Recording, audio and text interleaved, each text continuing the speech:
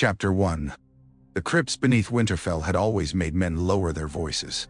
Even Robert Baratheon, who had once laughed in the face of armies and split breastplates with a hammer, walked more softly there than he did above. His boots still struck stone heavily, for there was no gentleness in the man's body. But the sound seemed swallowed by the long dark under the earth. The flame in his hand bent and snapped in the draught, throwing gold across the faces of dead kings of winter, each seated with a stone direwolf at his feet, and an iron sword laid across his lap to keep the old spirits in their graves. Ned Stark walked beside him, silent as the tombs. Robert had been speaking for some time before he realized Ned had hardly answered. That was no new thing. Ned had never been a man to waste words. In youth, Robert had mistaken that quiet for agreement, and later for judgment, and later still for the sort of strength that did not need to announce itself. But tonight, the silence was different. It did not merely sit between them. It guarded something. "She should have been in the south," Robert said, his voice rougher than he intended. "She should have had sun on her face. Music, children. Gods, Ned, I would have given her halls finer than this frozen pile." The torchlight found Lyanna Stark. She stood in stone with the same solemn beauty that had haunted Robert's dreams for half a lifetime. The sculptor had made her older than she had ever become, calmer than she had ever been, and yet some cruel little likeness remained. The long face, the proud bones, the suggestion of a mouth that might have laughed if death had not claimed it first. Ned stopped a few paces from the statue. Robert went closer. He did not look at Ned then. His eyes were fixed on Lyanna and memory, and the wound that had never closed because he had never allowed it to. Men thought victory healed humiliation. Men were fools. The Triton had given him a throne, a crown, a queen he did not love, and a kingdom that fed him flatteries by the cartload. It had not given him Lyanna. It had not undone Rhaegar Targaryen. "I killed him for her," Robert said. The words struck the stone and returned colder. Ned's face changed almost imperceptibly. Another man would have missed it. Robert did not. He had known Ned Stark as a boy in the Eyrie, had drunk with him, ridden with him, bled with him, wept before him only once, and hated that he had. He knew the small movements Ned used to hide great things. The tightening at the jaw, the eyes shifting not away, but inward, the hand going still at his side. "For her," Robert repeated. Ned looked at Lyanna. "You killed him in battle. I killed him because he stole her." Ned's gaze dropped. "Hey." It should have ended there. In the world Robert preferred, all things ended in plain shapes. Rhaegar had stolen Lyanna. Robert had crushed Rhaegar. The Dragon Prince had died in the river with rubies bursting from his breastplate, and the realm had been well rid of him. But Winterfell had a way of making old things breathe again. Down here, among dead Starks and rusting swords, certainty seemed thinner than mist. Robert turned from Lyanna's statue and studied Ned. The years had carved his old friend down. Ned had been solemn even in youth, but grief had settled into him and become a second skin. His hair was touched with gray. His eyes were Lord Rickard's eyes, colder than the wind beyond the walls. Yet there had been warmth in him above, at table, when his children laughed. A guarded warmth, a lord's warmth. But down here, before Lyanna, he looked like a man standing over a grave he had dug himself. "The boy looks like you," Robert said. Ned did not move. "Your bastard," Robert added. "Jon." Ned's hand flexed once. It was a small thing, a nothing thing. But Robert had been a hunter too long to miss the twitch of a deer in the brush. "He has the Stark look," Ned said. Robert barked a laugh, but there was no humor in it. "That he does, more than your wife's sons, truth be told. Robb has the Tully about him, Sansa too. The little girl has some wolf in her. But the bastard," he paused. "A solemn boy, dark-eyed, quiet, always watching." Ned's eyes lifted to his. Something moved in Robert's chest, something unpleasant and hot. He remembered Jon Snow in the yard that morning, Standing back while the true-born boys received praise, a lean lad with a still face and a sword belt too plain for a lord's son. Robert had scarcely looked at him then. Bastards were common enough. Kings had them. Lords had them. Half the realm was seated with them. Ned's bastard had been a curiosity only because Ned had otherwise carried honor like a septon carried a crystal. But now Robert remembered other things. Lyanna's face in stone. Ned's silence whenever the boy was named. The strange way Catelyn Stark's mouth had tightened when Jon entered the hall. Benjen Stark's glanced toward Ned when Robert had joked that the wall was a fit place for unwanted sons. A dozen little fragments, too small alone to wound, suddenly sharpening together. "You never told me the mother's name," Robert said. "No. Not once in 15 years. No." Robert stepped away from the statue. "I asked. You did. And you would not answer." Ned's voice remained even, but his face had gone pale in the torchlight. Some things are not owed to kings. That struck hard enough to silence them both. The flames spat. Somewhere deeper in the crypts, water dripped with patient rhythm. Robert felt the old anger rise because anger was easier than confusion, easier than grief, easier than the sickening sense that the story he had lived upon had cracks beneath it. "Not owed to kings," he said slowly. "You speak boldly for a man whose king stands before him. I speak as your friend. My friend." Robert tasted the word. My friend who keeps secrets in his own house. All men keep secrets. Not from me. Especially from you. For a moment, Robert did not understand the words. Then he did, and the heat in him flared. His hand went to Ned's cloak, bunching the heavy wool in his fist, and he drove him back against the cold stone wall beside Lyanna's tomb. The torch guttered, nearly dying. Ned did not reach for his blade. That restraint enraged Robert more than any defense could have. "What does that mean?" Robert demanded. Ned's face was inches from his. "It means there are truths you would have answered with blood." "Hey," Robert said. "Some truths deserve it." Ned's eyes flicked once toward Lyanna. The movement was so brief that Robert might have imagined it. Yet, he had not. He knew he had not. He released Ned as though burned and turned slowly toward the statue. "No," Robert said. The word barely made sound. Ned closed his eyes. "No," Robert said again, louder. Ned's silence filled the crypt. Robert stared at Lyanna's face, but it was not stone he saw now. He saw a girl crowned with blue roses at Harrenhal while 100 lords watched.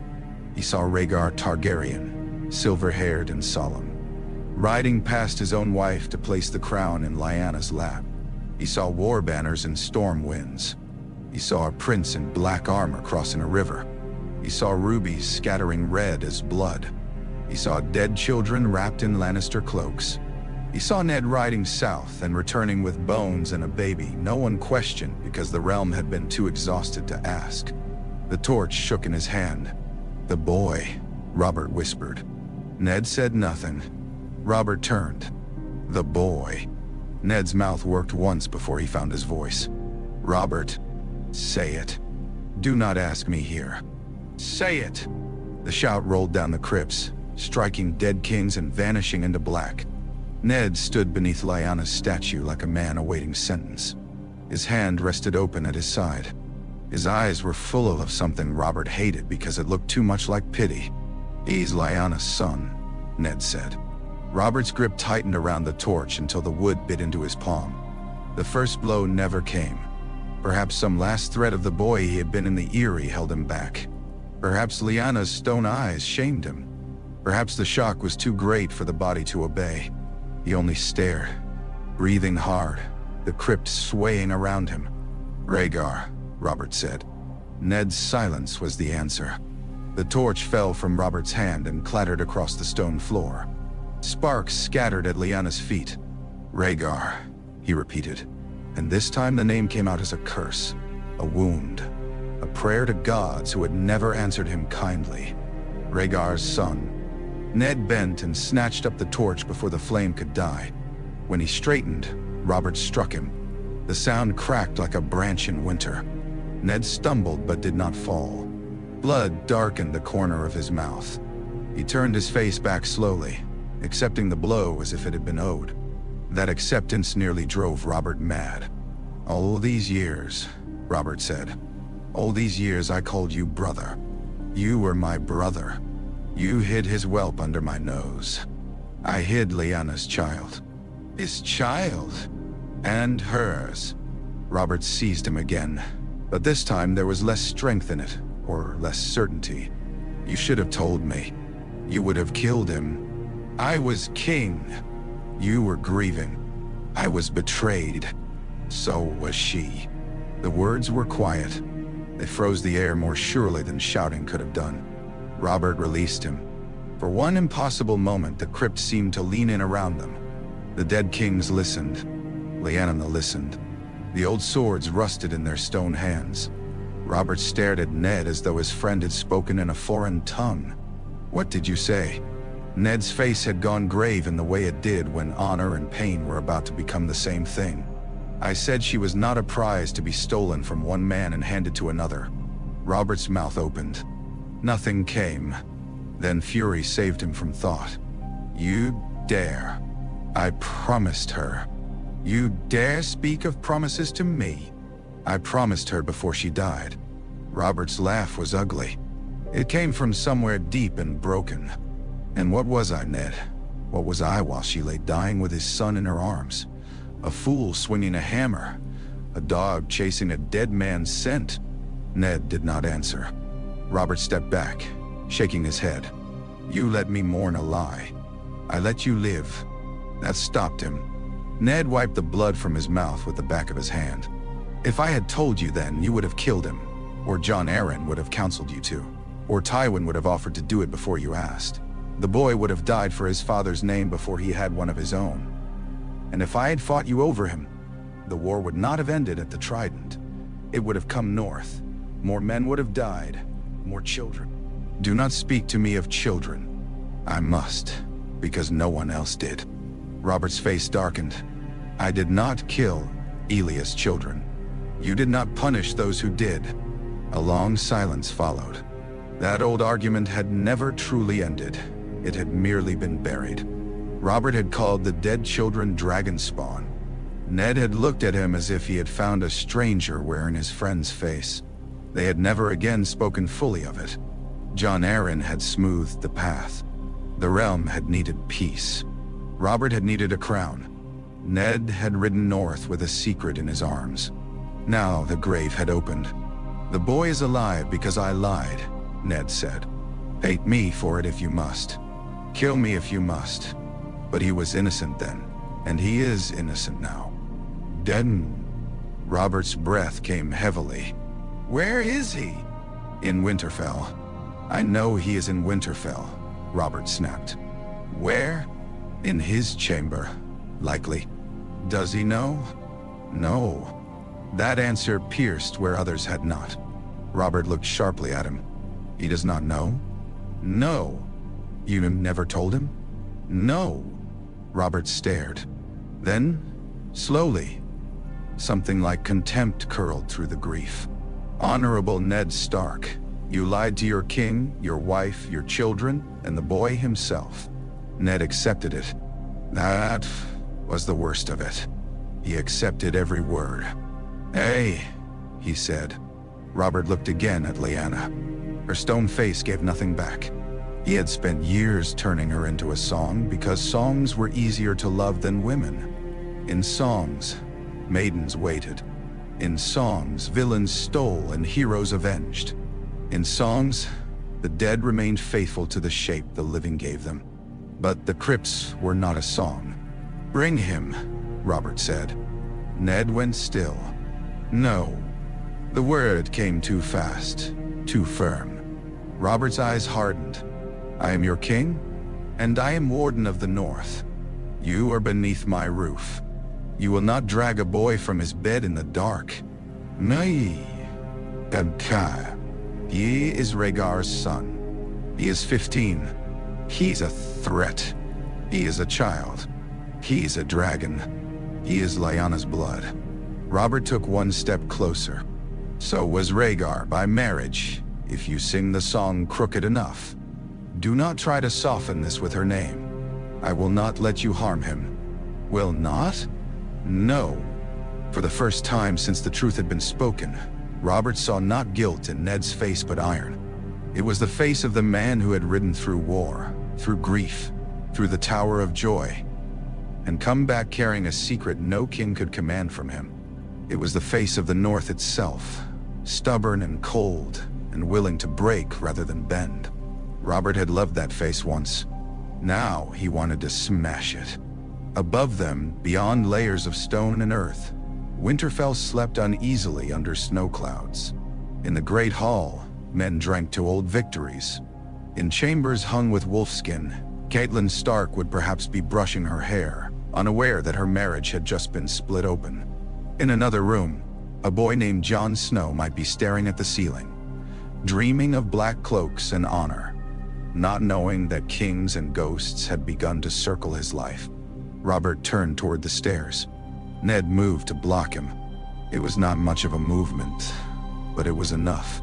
The king and the lord stood facing each other in the crypts, torchlight between them, Lyanna's statue beside them like a witness neither could bear to meet.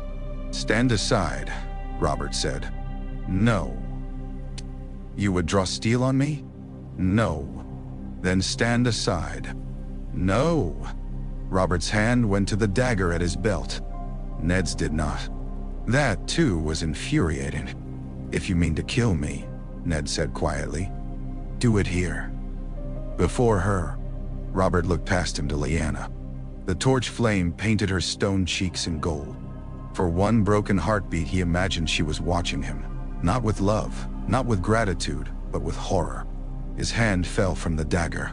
"You should have let the boy die," Robert said. Ned's face changed then.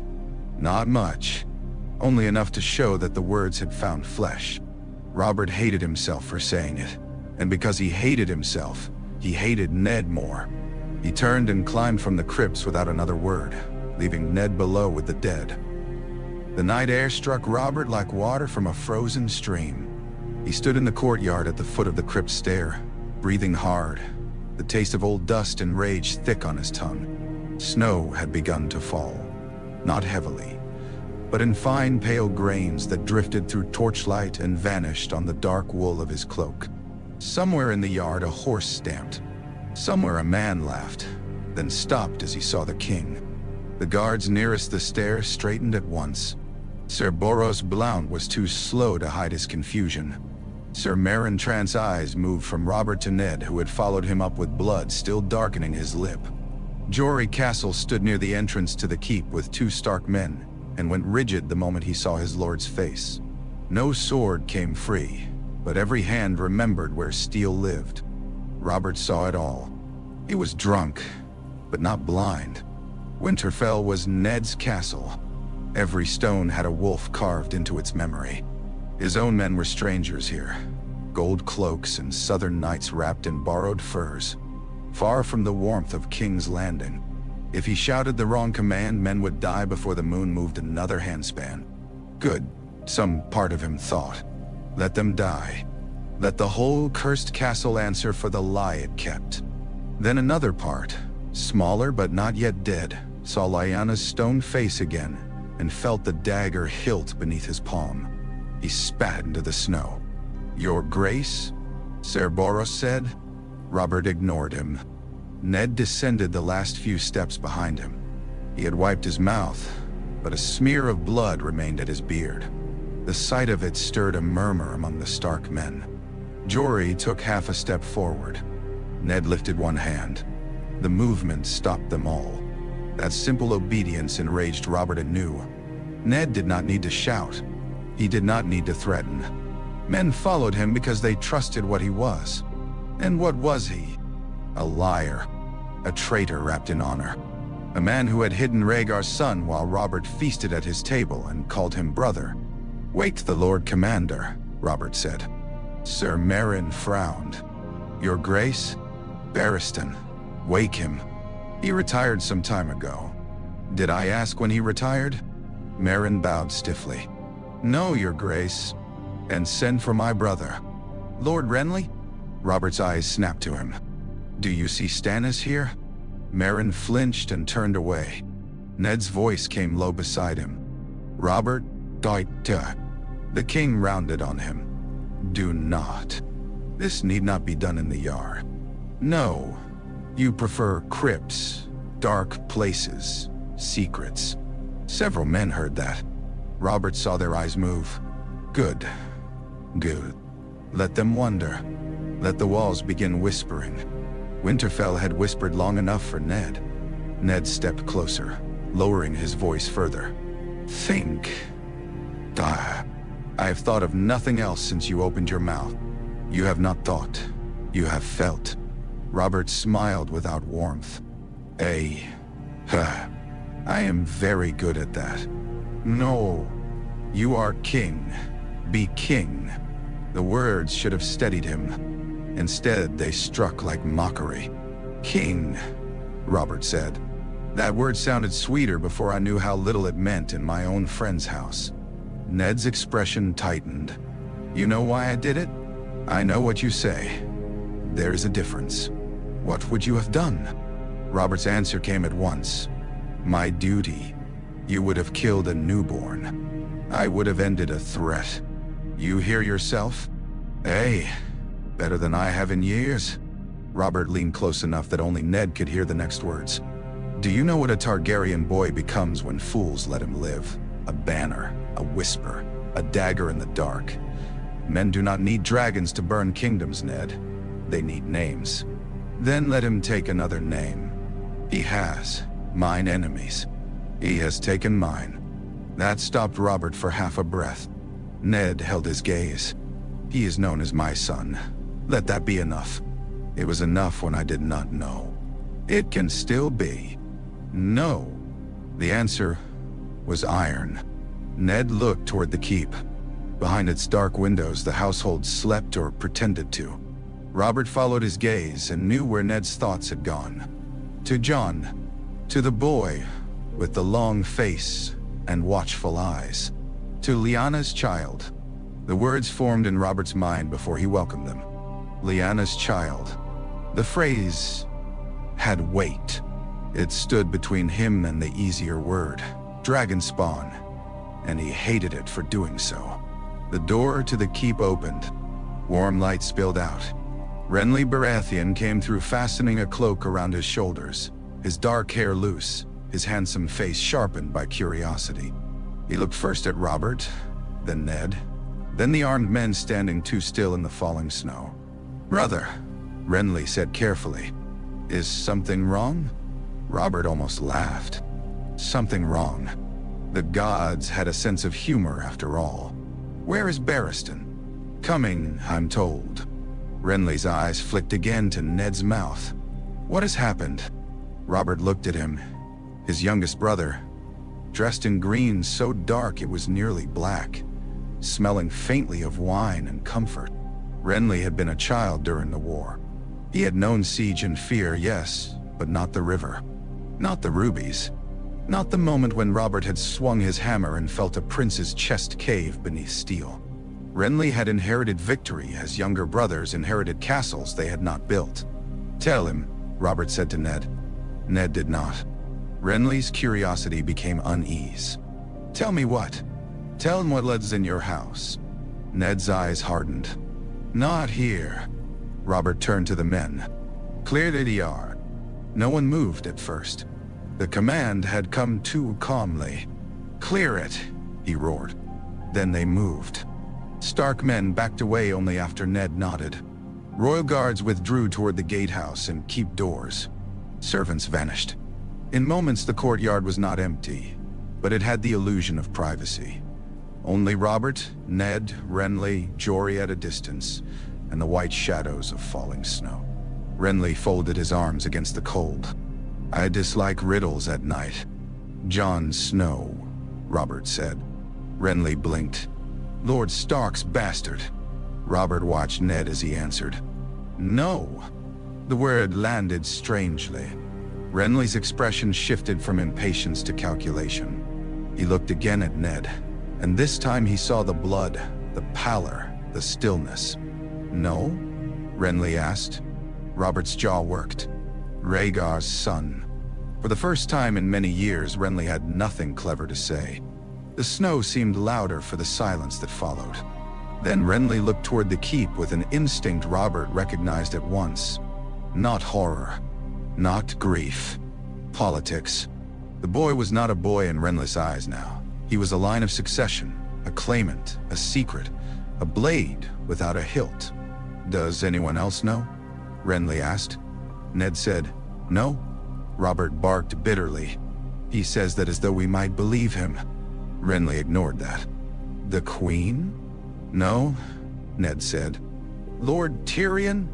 "No." "Your wife?" Ned hesitated. Robert saw it. Renly saw it too. "No," Ned said again. But the word was slower. Robert snorted. "Not yet, then." Renly drew a breath and let it out carefully. "This is dangerous." "Thank you, brother. I'd mistaken it for pleasant news." Renly did not rise to the bait. "Dangerous in several directions. If the Queen learns first, she will put it in her father's hands before dawn. If the boy disappears, men will ask why. If the boy dies, men will ask louder. If he lives, he goes to the wall," Ned said. Robert rounded on him. "You do not decide that." "No, Dite. But it is the only answer that does not end in blood." "No." Renly's eyes narrowed, interested. "The wall." Ned kept his face turned toward Robert.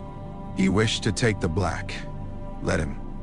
Once he says the words, whatever claim men might imagine is ended. Unless men decide vows are inconvenient," Robert said. "The realm accepted Maester Aemon. The realm forgot Maester Aemon. The realm can forget Jon." "Can it?" Robert stepped closer. "You could not. You built your life around not forgetting." Ned said nothing. Renly lifted a hand slightly, a courtier calming hounds. "The wall has merit." Robert glared at him. "Does it?" "It removes him. It avoids the spectacle of a trial. It avoids making Lord Stark choose between crown and blood in front of the North. It gives you mercy without appearing weak, and caution without appearing afraid." "I am not afraid of a boy." "No," Renly said smoothly. "Of course not."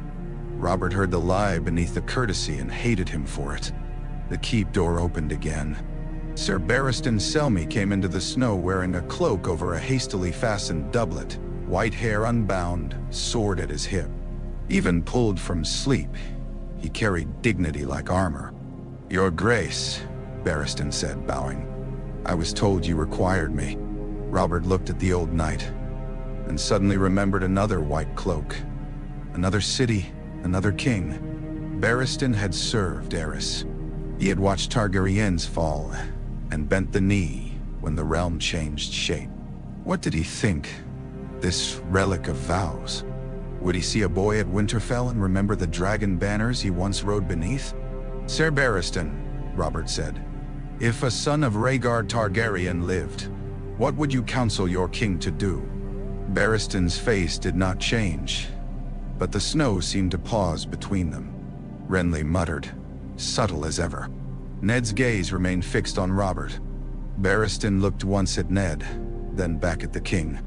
"That would depend on the boy, Your Grace." Robert's mouth tightened. "Not the blood." "Blood matters," Barristan said. "So does conduct. Rhaegar's blood is conduct enough. Your Grace asked for counsel, and I may yet hate it." Barristan bowed his head slightly. "Then I would say this. Dead children have a way of troubling kingdoms long after the earth covers them." Robert's face flushed. "Careful. I mean, no treason." "No, men rarely do when they wrap treason in wisdom." Ned spoke then. "He knows." Barristan turned fully toward him. Ned's voice was quiet. "Robert knows Jon is Lyanna's son." The old knight's eyes closed for the briefest moment. Robert noticed. "You knew," he demanded. Barristan opened his eyes. "No, Your Grace. But you guessed." "I wondered." Robert stepped toward him, and Renly shifted as if ready to intervene. But what he thought he could do against Robert's strength, even aged by wine, was anyone's guess. "You wondered," Robert said. "All my realm is full of men wondering, whispering, hiding. Did Jon Arryn wonder? Did the whole damned court? Jon Arryn never spoke of it to me. That is not an answer. It is the only one I have." Robert turned away, laughing once under his breath. Gods! The night pressed close around them. Snow gathered on shoulders and hair. Somewhere beyond the walls, a wolf howled, or perhaps Robert only imagined it. Renly cleared his throat. "If we are discussing the wall, speed matters. The boy should leave before the household wakes to rumor." Ned looked sharply at him. Renly met the look without apology. "If he remains, servants talk. If servants talk, riders leave. If riders leave, the queen hears before the king decides what the truth is to be. The truth is not yours to shape," Ned said. Renly smiled faintly. "My lord, truth is shaped every day, usually by less honorable hands than ours." "Nay, pardon me, Ansha."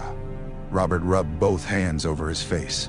Beneath anger, the wine was fading, and beneath wine lay a weariness so large he almost could not stand under it. He wanted a hammer. He wanted Rhaegar alive so he could kill him again. He wanted Lyanna to step from stone and say she had been stolen, that Ned had lied about everything else but not that. He wanted to be young and certain and beloved. Instead, he had a boy sleeping under his friend's roof. "Wake him," Robert said. Ned's answer came instantly. "No. Do not test me again. You will not go to him in rage." Robert's hand balled into a fist. "You forget yourself." "I remember myself too well." Barristan stepped between them, not fully, but enough that his white cloak caught the torchlight. "Your Grace, Lord Stark, if I may. The boy must be guarded but not frightened into folly. Let Lord Stark speak to him first." "No," Robert said. "Then let me be present." Robert looked at him. "Why?" "Because if the boy is to be taken from his life tonight, the honor of the crown requires witness." "The honor of the crown," Robert repeated. "Everyone lectures me on honor tonight. Because tonight requires it." For a moment, Robert thought of striking him too. But this was Barristan Selmy, old even when Robert had been young. A man whose name belonged in songs that Robert had once loved before songs turned sour. Renly said, "Let Ned wake the boy. Barristan goes with him. The boy is brought to a private chamber. Not the hall, not the yard. Then you speak as king." "I'm done." Robert stared at Ned. Ned stared back. At last, Robert said, "If he runs, I will call it treason." "He will not run. You do not know that. You lied to him his whole life." Ned flinched then, though no hand had touched him. Good, Robert thought, then immediately wished he had not. "Go," Robert said. "Bring me Rhaegar's son." Ned's voice was cold. "His name is Jon." Robert looked toward Lyanna's crypt door, dark behind them. "For now," he said.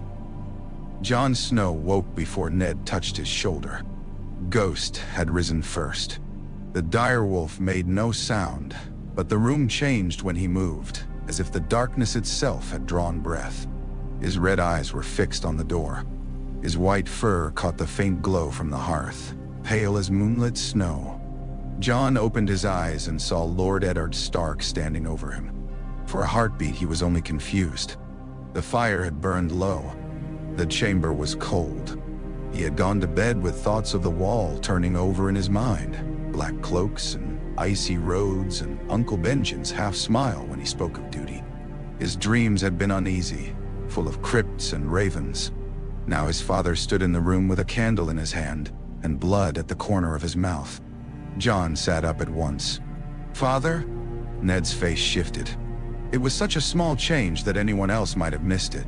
But Jon had spent his life studying that face for signs of approval, disappointment, affection, shame. He knew its weather. Something had broken across it when Jon said the word.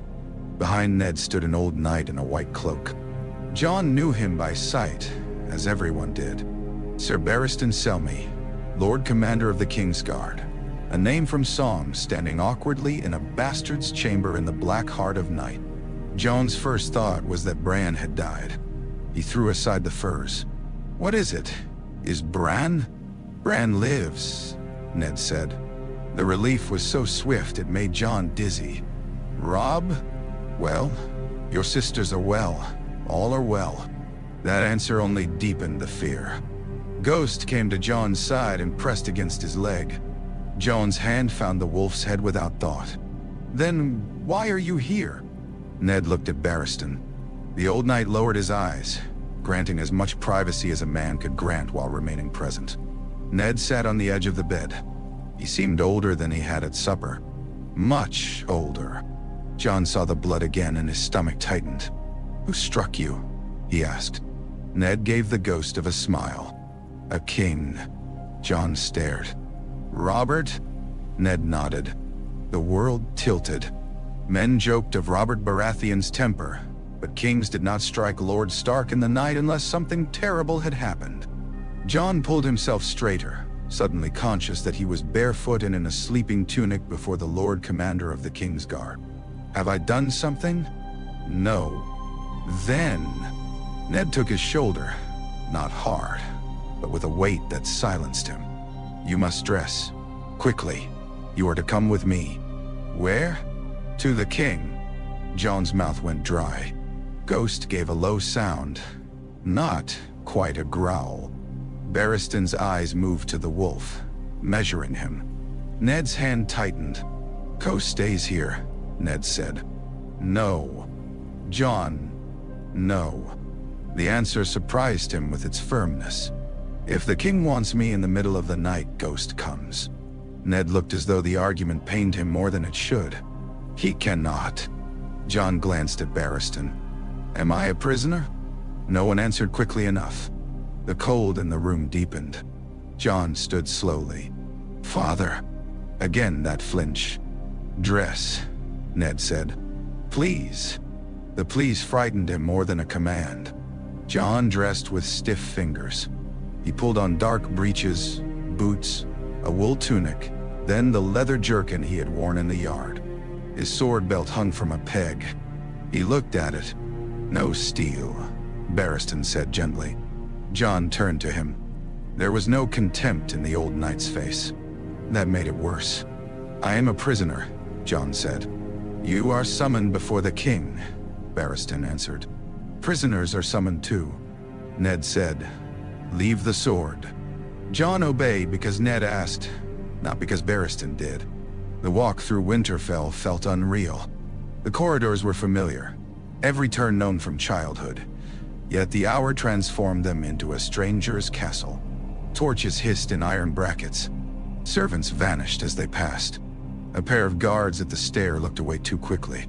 Jon felt their eyes follow after. Ned walked beside him, not ahead. Barristan followed. Ghost had tried to come and whined once when Ned shut the chamber door. Jon had never heard that sound from him before. It stayed in his ears. "What has happened?" Jon asked quietly. Ned did not answer. "Is it about the wall?" "In part." "In part." Ned stopped in the corridor. The torch nearest them spat resin. Shadows moved across his face, carving hollows beneath his eyes. Barristan continued a few steps, then halted and turned away, watching the empty passage as if enemies might come from the stone. Ned faced Jon fully. "There is something I should have told you long ago." Jon's heart began to beat harder. A strange thought came to him then, sudden and unwanted. His mother. He had asked so many times as a child that he had eventually learned to stop, not because he ceased wanting to know, but because each question wounded Ned in some place Jon could not see. "My mother," Jon said. Ned closed his eyes briefly. The passage seemed to narrow. "Was she some lady?" Jon asked, and hated himself for how young his voice sounded. "A servant? Someone still alive?" "Money and buying." "Jon, does the king know her?" Ned's face twisted. "Yes." The answer struck strangely. Jon searched through names, faces, scraps of overheard talk. Ashara Dane, some had whispered. Willa, others said. A fisherman's daughter. A camp follower. A lie for every mouth that needed one. Who? He asked. Ned looked down the hall. For a moment, Jon thought he would refuse again. Then he said, Lyanna. Jon did not understand. My sister, Ned said. The torch crackled. Jon stared at him. For a few heartbeats, there was no meaning in the words, only sound. Lyanna Stark, the aunt he had never known, the statue in the crypts, Robert's dead love, the beautiful wolf maid carried off by Rhaegar Targaryen. The name belonged to songs and grief, not to him. No, Jon said. I am sorry. No. He stepped back. His shoulder struck the wall. No, that is not... You said? I know. You said nothing. I know. You let me think. I know. The repetition should have angered him. Instead, it made the fear worse. Because Ned Stark was a man of answers even when those answers were hard. And now, he had none. Jon swallowed. If Lyanna Stark was my mother, then my father. Ned did not speak. He did not have to. The name rose from every story Jon had ever heard. The dragon prince with the silver hair. The man Robert Baratheon hated more than any living foe. Rhaegar Targaryen. Dead at the Trident before Jon had drawn his first breath. Dead with rubies in the river. Dead, yet suddenly standing behind him like a shadow. Jon felt the corridor move under him. Rhaegar, he said. Ned's grief answered before his mouth did. Yes. Jon laughed once. It was a terrible sound. No. Jon. No, do I? I am your son. No. No. Ned's eyes shone in the torchlight. You are my blood. That is not what I said. I know. You raised me. Yes. You brought me home. Yes. You let everyone call me bastard. Ned said nothing. You let Lady Stark hate me. Ned looked as if the words had cut him. Good, Jon thought wildly. Let them cut. Let something in this nightmare be fair. You let Robb be my brother, Jon said. You let me think. All my life I thought I had dishonored you by being born. No, I did. Every feast, every look, every time I was sent from a table or reminded where bastards stood, I thought it was my stain. Yours and mine. Me. It was never yours, but you let me carry it. The silence that followed was worse than denial. Ned took a step toward him. Jon moved back. That hurt Ned. Jon saw it. The hurt nearly broke him, so he hardened himself against it. Why now? He asked. Ned's voice was hoarse. Robert knows. The fear returned in full. Jon understood then why Barristan was there. Why Ghost had been left behind. Why Ned looked like a man walking to execution. Robert Baratheon knew that the boy he had called Ned Stark's bastard was the son of Rhaegar Targaryen. Jon had seen Robert in the yard, laughing, drinking, roaring, clapping men hard enough to stagger them. He had seen the king's strength gone fat but not soft, his anger quick as flame. He had heard the songs. Robert had killed Rhaegar for Lyanna, and Jon was what remained of both. What would he do? Jon asked. Ned answered too late again. Jon understood. He means to kill me. No, Ned said. I will not allow that. Jon nearly laughed again. He's the king, and I am not without power here. Barristan turned slightly at that. Jon saw him and anger flared because the old knight had once sworn to protect the very family Robert had destroyed. Did you know him? Jon asked. Barristan's face softened with sorrow. Your father? The words struck like a slap. Jon recoiled.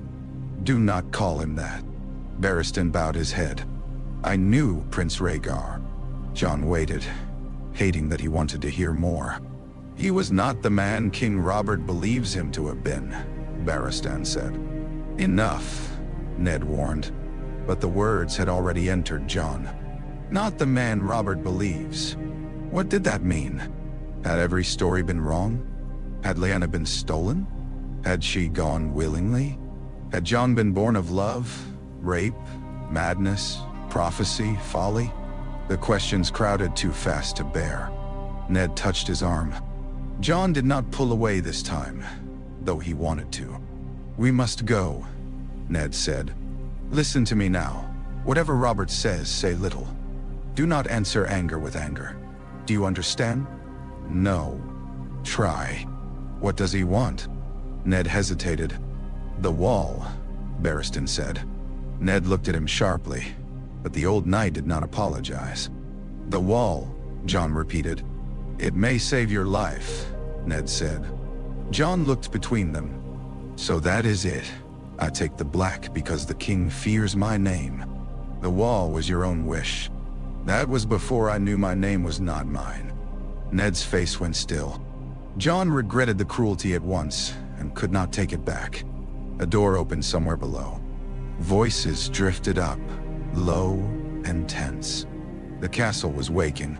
Secrets did not stay still once kings began shouting them. Ned said, "You are Jon. Whatever else is true, that remains." "Does it?" "Yes." "Jon Snow?" Ned had no answer. Jon felt something inside him loosen, not break exactly, but come untied. He had wanted the truth all his life. He had imagined it as a door opening onto light. Instead, it was a trapdoor beneath his feet. He followed Ned down the corridor. At the stair, he looked back once toward his chamber. He could not hear Ghost anymore. That frightened him most of all. They brought Jon to a solar that had been warmed in haste. The room belonged to Winterfell, but that night it felt occupied by the crown. A stag banner had been hung near the hearth in honor of the royal visit. Black on gold, bright and almost gaudy among the old gray stone and dark northern wood.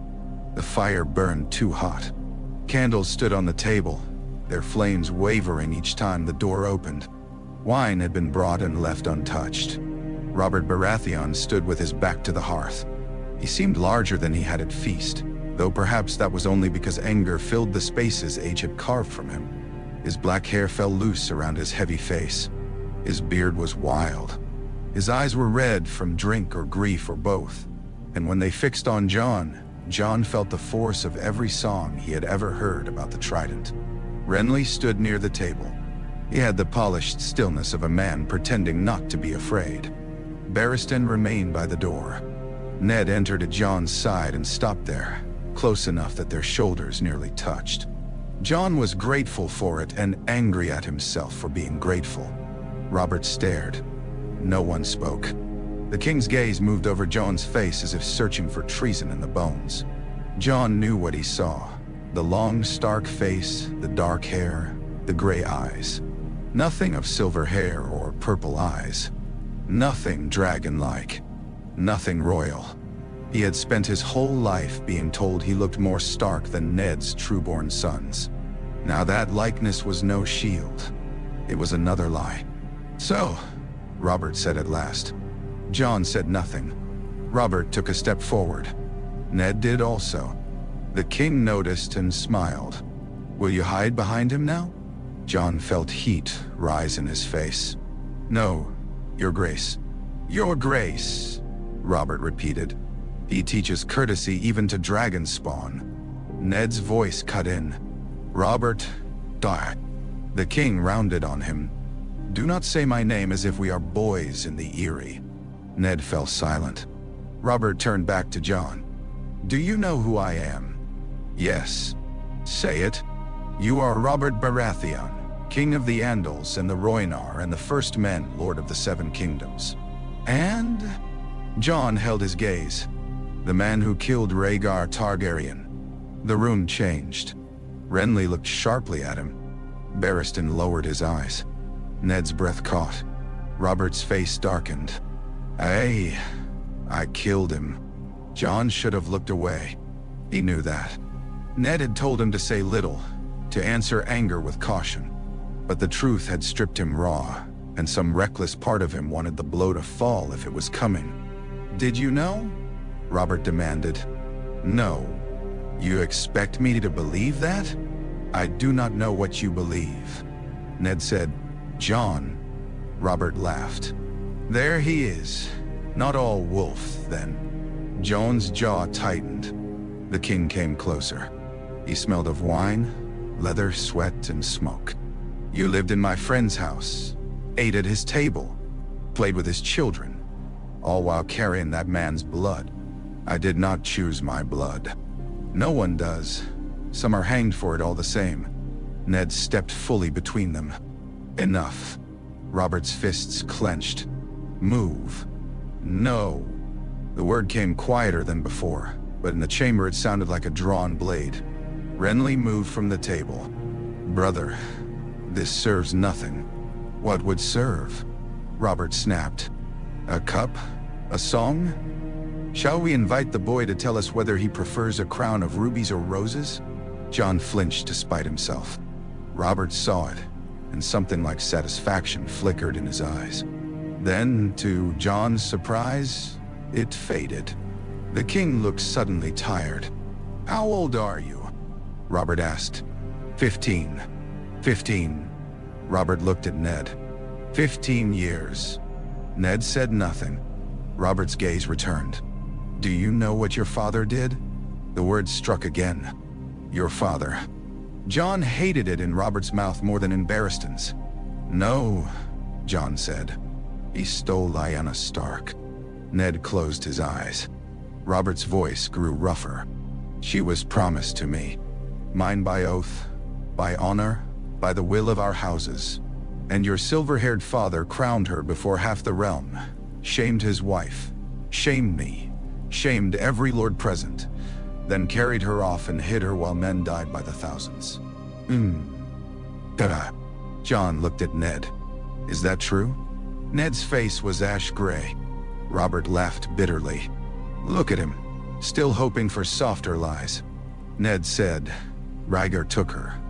What passed between them after, I do not fully know." Robert stared at him. "You do not fully know?" "I found her dying." The words quieted everything. Even Robert. Ned was no longer looking at the king. He was looking at some place far beyond the chamber, beyond Winterfell, beyond the years. "She was in a bed of blood. She made me promise. I took the child. I brought him home." Jon felt the room recede. A bed of blood. A promise.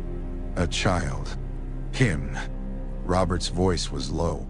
"What promise?" Ned did not answer. Robert's eyes sharpened. "What promise?" "To protect him," Ned said. "From me." Ned met his gaze. "Yes." Robert turned away, and for a moment Jon thought he might smash the table. Instead, he gripped the back of a chair until the wood groaned. Renly watched with narrowed eyes. "The question is what happens now." Robert did not look at him. "The question is whether I should kill him and have done." Jon's body went cold. Ned's hand went to his dagger. Barristan stepped from the door. "Your Grace." Robert glanced around at them all and smiled with terrible bitterness. "There. See how quick honor wakes when the dragon is young and harmless. Where was it when Elia's babes lay dead?" No one answered. Robert pointed at Barristan. "You served his grandsire." "I did. And his father." "Yes. And now you serve me." "Yes, Your Grace. If I command it." Barristan's face became very still. Ned's dagger was half an inch from its sheath.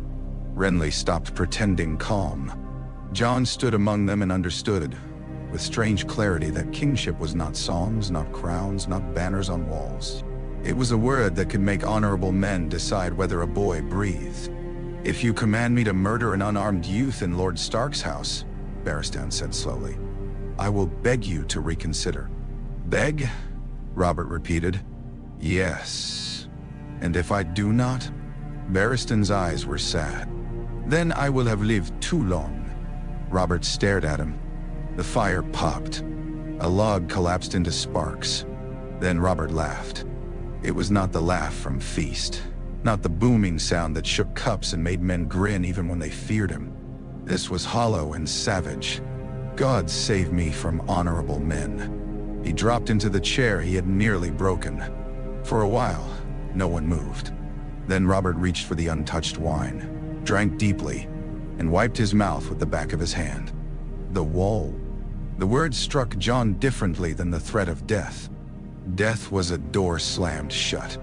The wall was a long corridor narrowing forever. Ned said, "Yes." Robert looked at Jon. "You wanted it, I hear." Jon did not answer. "Speak." "I did." Still, the question was cruel, because Jon did not know.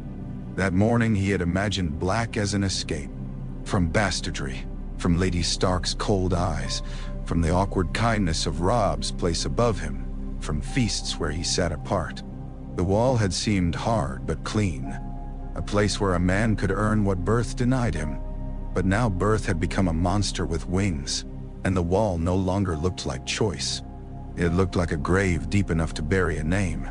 "I do not know," Jon said. Robert leaned forward. "Then no. You will go. You will ride with Benjen Stark at first light or before it. You will reach Castle Black. You will say your vows. You will hold no lands, father no sons, wear no crowns, raise no banners.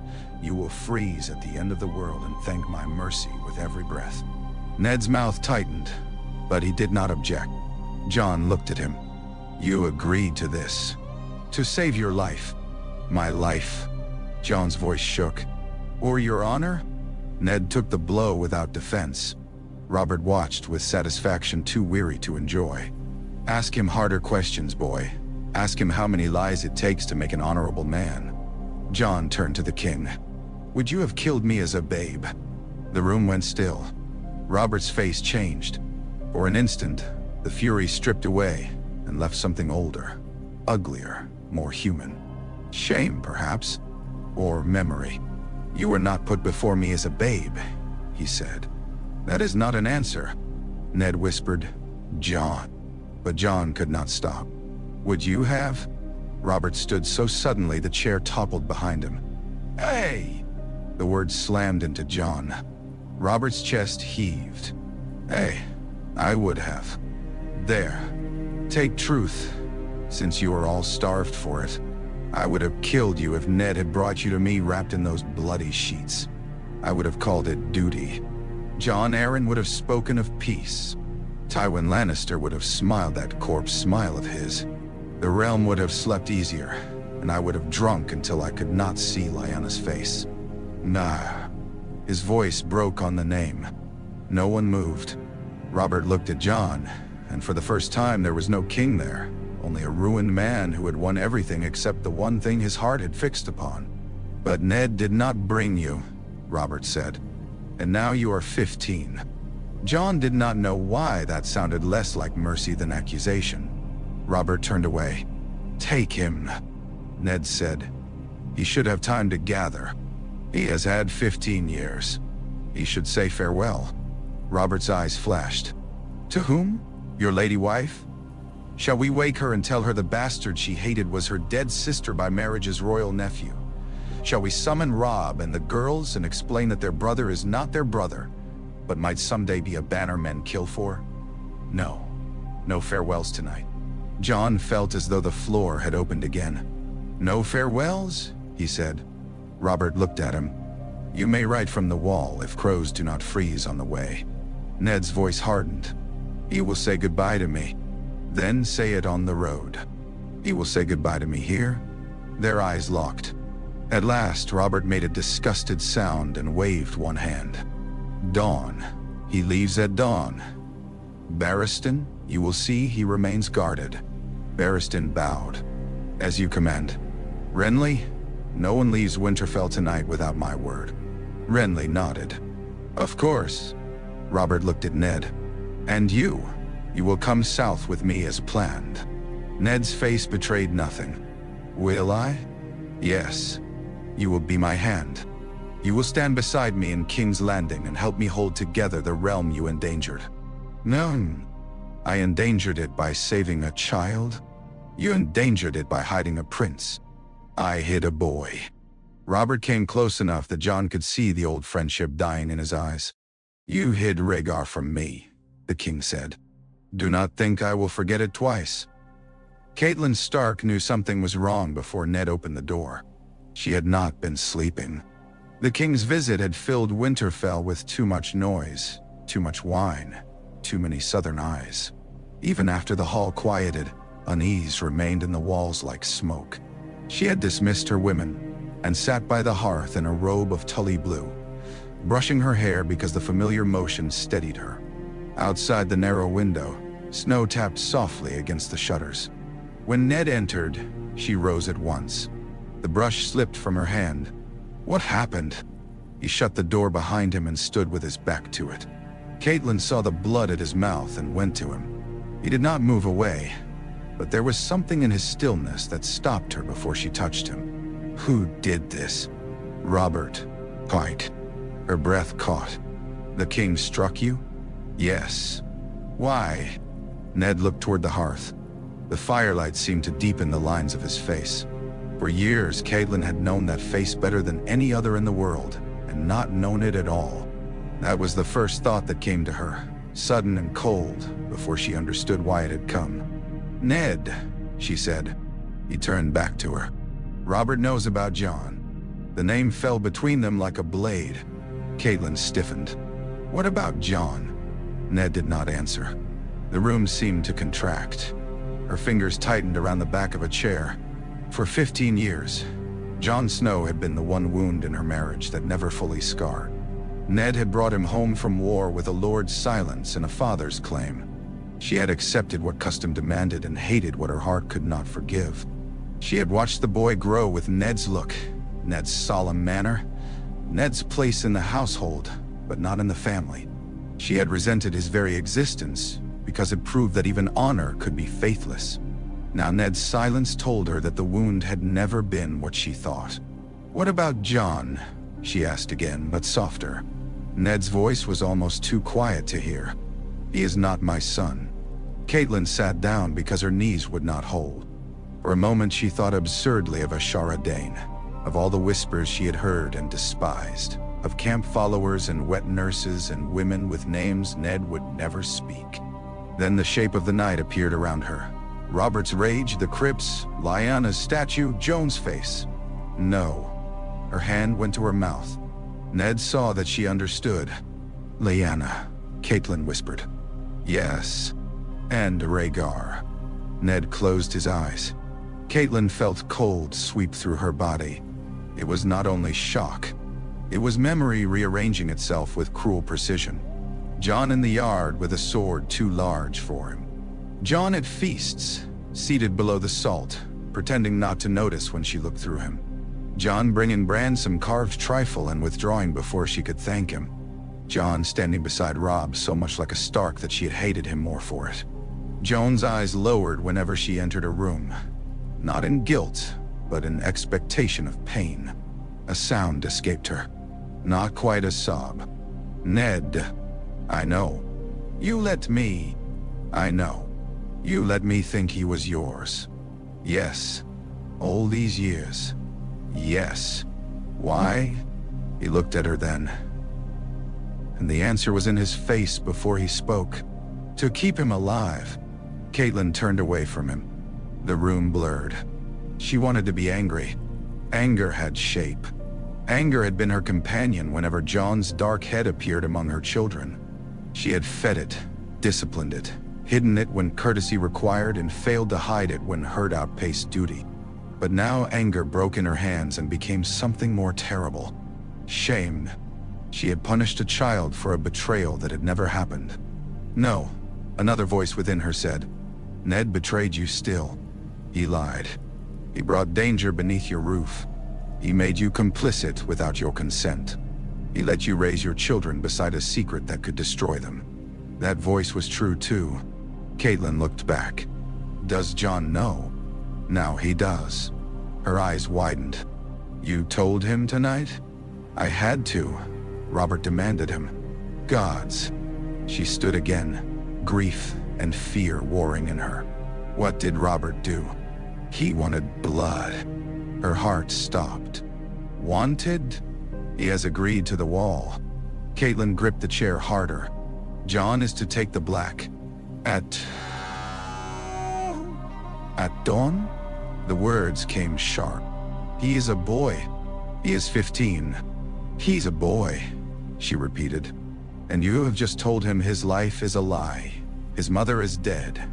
His father is the man the king hates most. And now he must leave before sunrise? Ned's face tightened. Do you think I do not know? I do not know what you know. That is the trouble, Ned. I find tonight that I know far less than I thought. He accepted that as he accepted wounds, silently, almost gratefully. Catelyn hated him for it in that moment. Then loved him. Then hated that too. She moved to the hearth and held her hands near the flame, though she was not warm. Who else knows? Robert Baratheon, Renly, Barristan, Jon Dottie. You. Nori. Benjen? Ned hesitated. He suspected. He knew enough. Of course he did. No. She turned, eyes bright.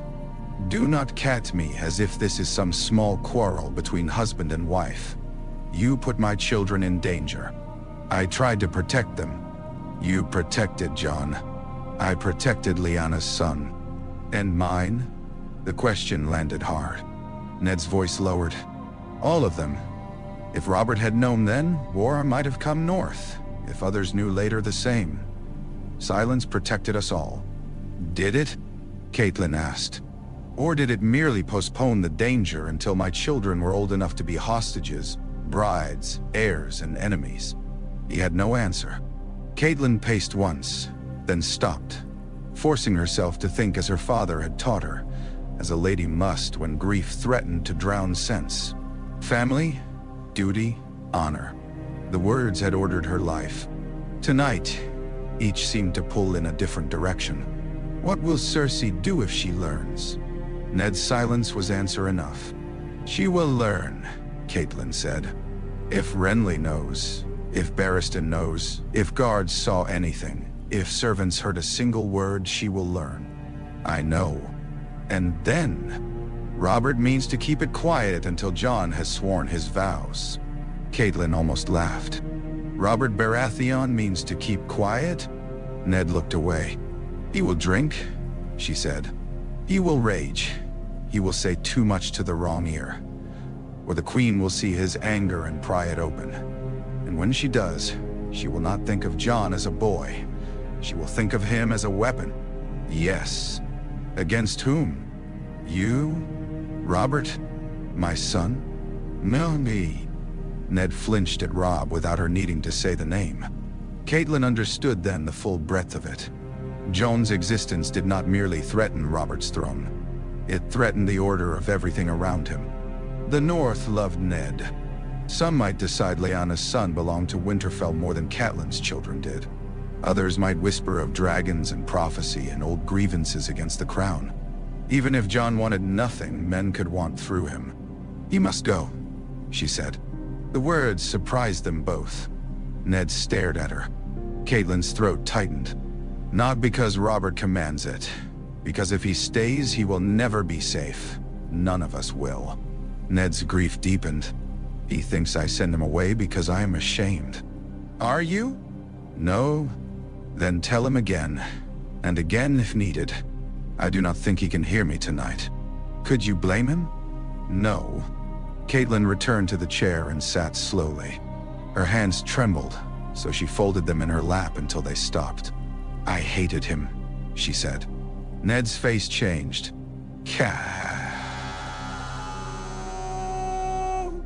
I did. Not always. Not every moment. But enough. More than enough. I thought his presence was your sin made flesh. I thought every kindness you gave him was stolen from Robb. From me. She swallowed. And he knew. Ned said nothing. Did Lyanna ask you to call him yours? She asked me to protect him. And this was the only way? The only way I saw. Catelyn looked toward the door.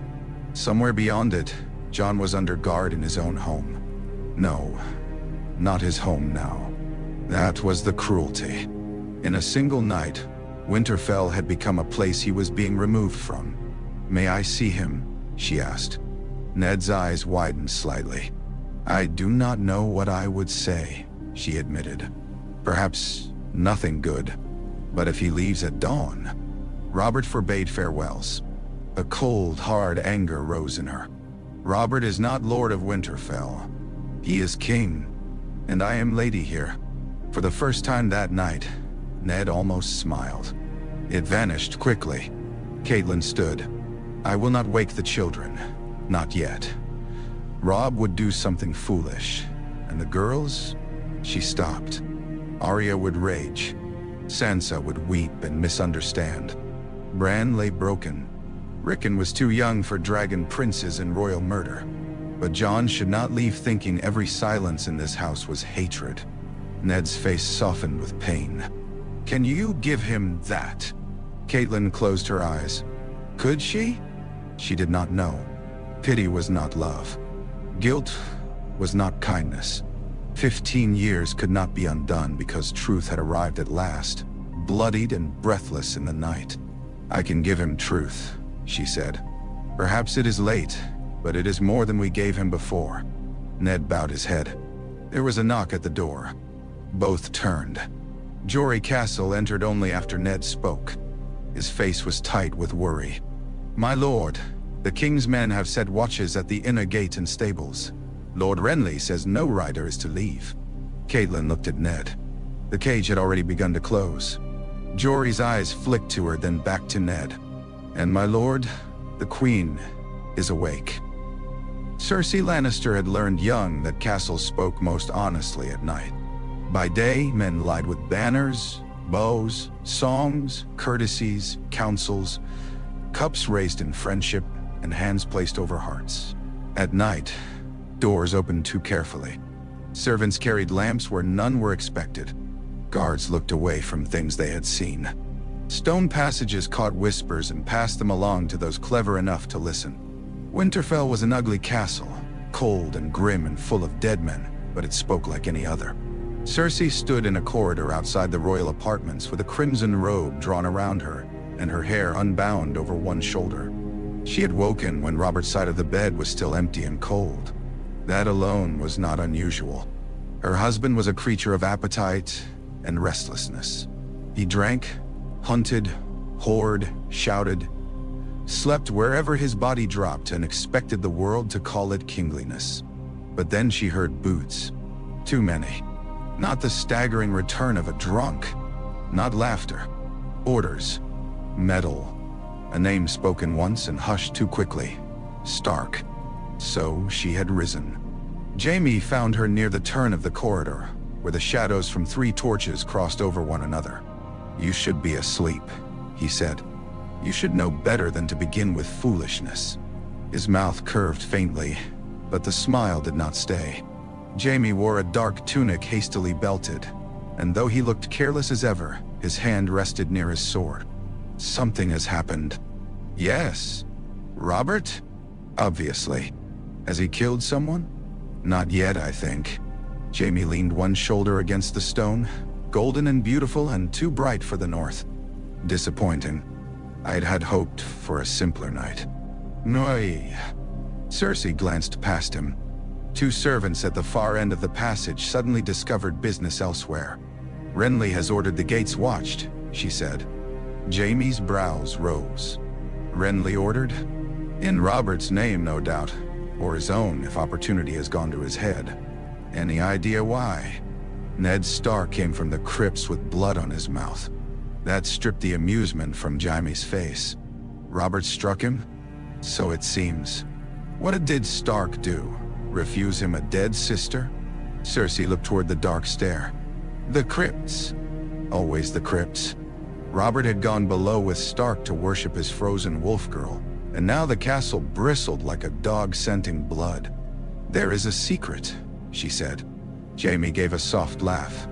"In Winterfell? Surely not." A large one. Stark's. Robert's rage. Stark's fear. Renly's caution. Barristan woken from sleep. The gates closed quietly before dawn. Cersei turned back to him. Not a quarrel over wine. Jaime was silent. He had been in enough dangerous rooms to know when invisible blades were drawn. His face changed when he began to think, losing some of its lazy arrogance. Cersei had always loved him best then, when the world saw only beauty and swordplay, and she saw the quickness beneath. Could it be the boy? Jaime asked. What boy? The Stark bastard. Cersei frowned. Jon Snow? He sat apart at feast. Robert mentioned him in the yard. Stark looked as though someone had stepped on his grave. Cersei remembered then. The bastard with the long face and dark eyes. Ned Stark's shame, kept inside of his lawful wife like a daily insult. Cersei had thought it cruel in the dull northern way. Or perhaps proud. Men loved proof of their seed, even when it shamed them. What of him? She asked. Jaime shrugged. Perhaps Robert discovered Stark's old sin had prettier details. Cersei considered it and dismissed the thought. Robert would laugh at that, or boast, or mock Stark until they drank again. No, this is something else. A guard passed at the crossing, saw them, and halted too late. Cersei turned her head slowly. You. The man bowed. A Baratheon man, not Lannister. Young enough to fear her beauty, and old enough to know fear was wise. Your Grace. Why are the gates watched? My queen, I was told only. By whom? Lord Renly, Your Grace. And whose command did Lord Renly cite? The guards swallowed. The king's. Then the king will not mind his wife asking why. The man's eyes flicked to Jaime.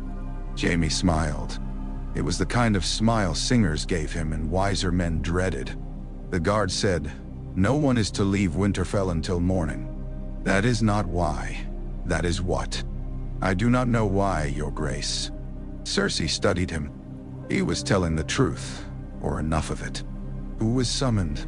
Sir Barristan, Lord Renly, Lord Stark, 9, and... He hesitated. There. Cersei felt the shape of the hidden thing stir. And, she repeated. The bastard boy, he said. Jon Snow. Jaime's eyes met hers. Cersei turned away from the guard before satisfaction could show. Go. He fled with dignity poorly attached. Jaime waited until the footsteps faded. You were right. I am often right. What does Robert want with Stark's bastard? That, Cersei said, is the question that may save us one day. Jaime's expression darkened. From what? She looked at him as though he had disappointed her. From Stark. From Robert Baratheon. From whatever miserable northern honor they think gives them the right to judge us. Ah. He lowered his voice. Careful. Do not tell me to be careful in a corridor where my husband closes gates and summons bastards in the dark. Jaime stepped nearer. Cersei. The way he said her name softened something in her, and she resented that too. She turned from him and walked toward the window slit at the end of the corridor. The glass was poor, thick and uneven. Through it, the yard below appeared in fragments of torch and snow. Men moved near the stables. A boy was being guarded. Not roughly. That mattered. If Robert meant to execute Ned Stark's bastard, there would be more shouting. If Stark meant to hide him, there would be more northern steel. Instead, the castle held its breath. Who is his mother? Cersei asked. Jaime blinked. Whose? Jon Snow's. No one knows. Some wet nurse? Some dead woman? Does it matter? Yes. Why? Because Ned Stark would not bleed from the mouth at midnight over a common bastard. Jaime's face changed. Cersei saw the thought reach him. No, he said. She smiled faintly. You have thought of it. No, you have. It is absurd. Most useful truths are, until they are spoken. Jaime moved close enough that his shoulder nearly touched hers. Say it then. Cersei looked out at the snow. Lyanna Stark. Jaime gave a short breath. Almost a laugh, but not quite. And the father? Who else could make Robert look like that? He stared at her. The silence between them lengthened. Then Jaime said, Rhaegar. The name did not frighten Cersei as it might have once. Rhaegar Targaryen was dead. Dead men were only dangerous when the living loved them too much. Robert hated him too much.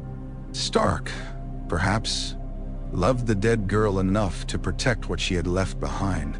Cersei's mind moved swiftly now, piece by piece, the way her father's did when he surveyed accounts and armies. If Jon Snow was Rhaegar's son, Ned Stark had hidden treason for 15 years. If Robert knew, he had been betrayed by the one friend he trusted. If the boy lived, he could be a threat. If the boy died, he could be a martyr. If the truth spread, it could stain Stark's honor and unsettle Robert's throne. If kept close, it could become a knife for later. Jaime was watching her with unease. Do not touch this. Cersei laughed softly. I have touched nothing. You are thinking of touching it. I am thinking that our northern friend may not stand so tall if the realm learns what he kept beneath his roof. And if the realm learns why Robert was so blind. Robert is always blind, not to dragons. Cersei turned. Do you pity the boy? Jaime's jaw tightened. I remembered dead children. The answer irritated her because it was not the answer she wanted, and because she remembered them too. Not with pity, exactly. With inconvenience. With the knowledge that some blood, once spilled, never washed completely from the floor. Elia's children were useful dead, she said. Jaime looked at her sharply. Do not. What? Speak as father would? As Aerys would. That struck harder than she expected. For a moment, green eyes met green eyes with old fire between them. Then Cersei looked away first. Find out where the boy is being kept. No. She turned back slowly. Jaime's face had gone cold. No. Duh. I will not creep through Winterfell hunting a frightened boy because you smell advantage. Den nay. Would you rather Stark use him first? Stark has hidden him for 15 years. If he meant to use him, he is the most patient conspirator in the realm. That makes him more dangerous, not less. Or more honorable. Cersei's lip curled. There it is. Men and their honor. Even you when it suits you. Jaime flinched almost invisibly. She knew where the blow had landed. Kingslayer. Oathbreaker. The names followed him even here, where dead men sat under stone and living men pretended not to fear southern judgment. Honor had never loved Jaime, yet he still reached for it at strange times, as if the blade that killed Aerys had cut something in him no one else could see. Cersei touched his arm. Softness worked when anger did not. I am not asking you to harm him. Yet. I am asking you to learn what Robert means to do. If the king is unstable, the king has always been unstable. More unstable than usual. If Stark has leverage. If Renly has heard. If Barristan chooses old dragon loyalties over present vows. We need to know. Now. Jaime exhaled. He hated when she was right. He loved it too. Stay here, he said. Cersei smiled. Do not command me. Then I ask. That worked better. She allowed him to see that it had. Jaime left down the corridor with a grace that made even haste look lazy. Cersei watched until he vanished, then turned back to the window. Snow fell over Winterfell. Somewhere in that frozen maze, a boy had woken as a bastard and found himself a prince, or near enough to one for men to die over it. Cersei wondered what his face had looked like when they told him. Fear, perhaps? Boys were full of fear when crowns came near. She thought of Joffrey asleep in his chamber, golden and cruel and hers. She thought of Robert's bastards scattered through brothels and villages, brown-haired reminders of every insult he had ever paid her. She thought of Ned Stark judging her from behind solemn eyes, while hiding a dragon in his own kennel. A laugh rose in her throat, quiet and bright. Honorable men made the best hypocrites. And hypocrites, if handled properly, made excellent shields. They did not let Jon return to his room. Instead, they placed him in a small chamber near the old inner wall, a room used sometimes for private accounts and sometimes for guests too minor to deserve comfort, but too important for the barracks. There was a table, 2 chairs, a narrow window, and a hearth that smoked unless the wind favored it. Tonight, the wind did not. A guard stood outside. One of Robert's men. Ned had argued. Robert had refused. Barristan had offered compromise. A guard outside, not inside. Stark men in the passage also. No chains, no public shame. Jon listened to them discuss the shape of his captivity as if he were a horse being stabled. When at last he was left alone, he sat in the chair farthest from the fire and stared at his hands. Targaryen hands looked much like Stark hands, it seemed. Too long in the fingers, knuckles reddened by cold. A small scar near the thumb from where Robb's practiced blade had split the skin when they were 8. Another across the palm from climbing broken stone where Theon had dared him. Nothing in his hands told him who he was. He thought of Robb. The pain of that was immediate and sharp. Robb, who was brother and not brother. Robb, who had never once made him feel lesser except by having what Jon could not. Robb would be furious if he knew. Not because Jon was Rhaegar's son, perhaps, but because others had known before him. Robb's loyalty was a clean fire. It would burn anyone who tried to take Jon in the night. That was why they had not told him. Jon hated the wisdom of that. He thought of Arya next. Arya would understand least and best. She would call him stupid if he spoke of dragon blood and tell him he was Jon, and then she would try to sneak him a sword, and then everything would become worse. Sansa would look at him as if he had stepped out of a song and be frightened by the reality. Bran would ask if dragons could really dream. Rickon would cry because others were crying. Lady Stark would be relieved. The thought came bitterly, then turned uncertain in his chest. Was she? If he was not Ned's bastard, what was her hatred now? A mistake? A habit? A debt neither of them knew how to pay. The door opened. Jon stood. Catelyn Stark entered. For a moment, neither moved. Jon had seen Lady Stark in many moods. Gracious to guests, gentle with her children, cool with Theon, colder with him. He had never seen her like this.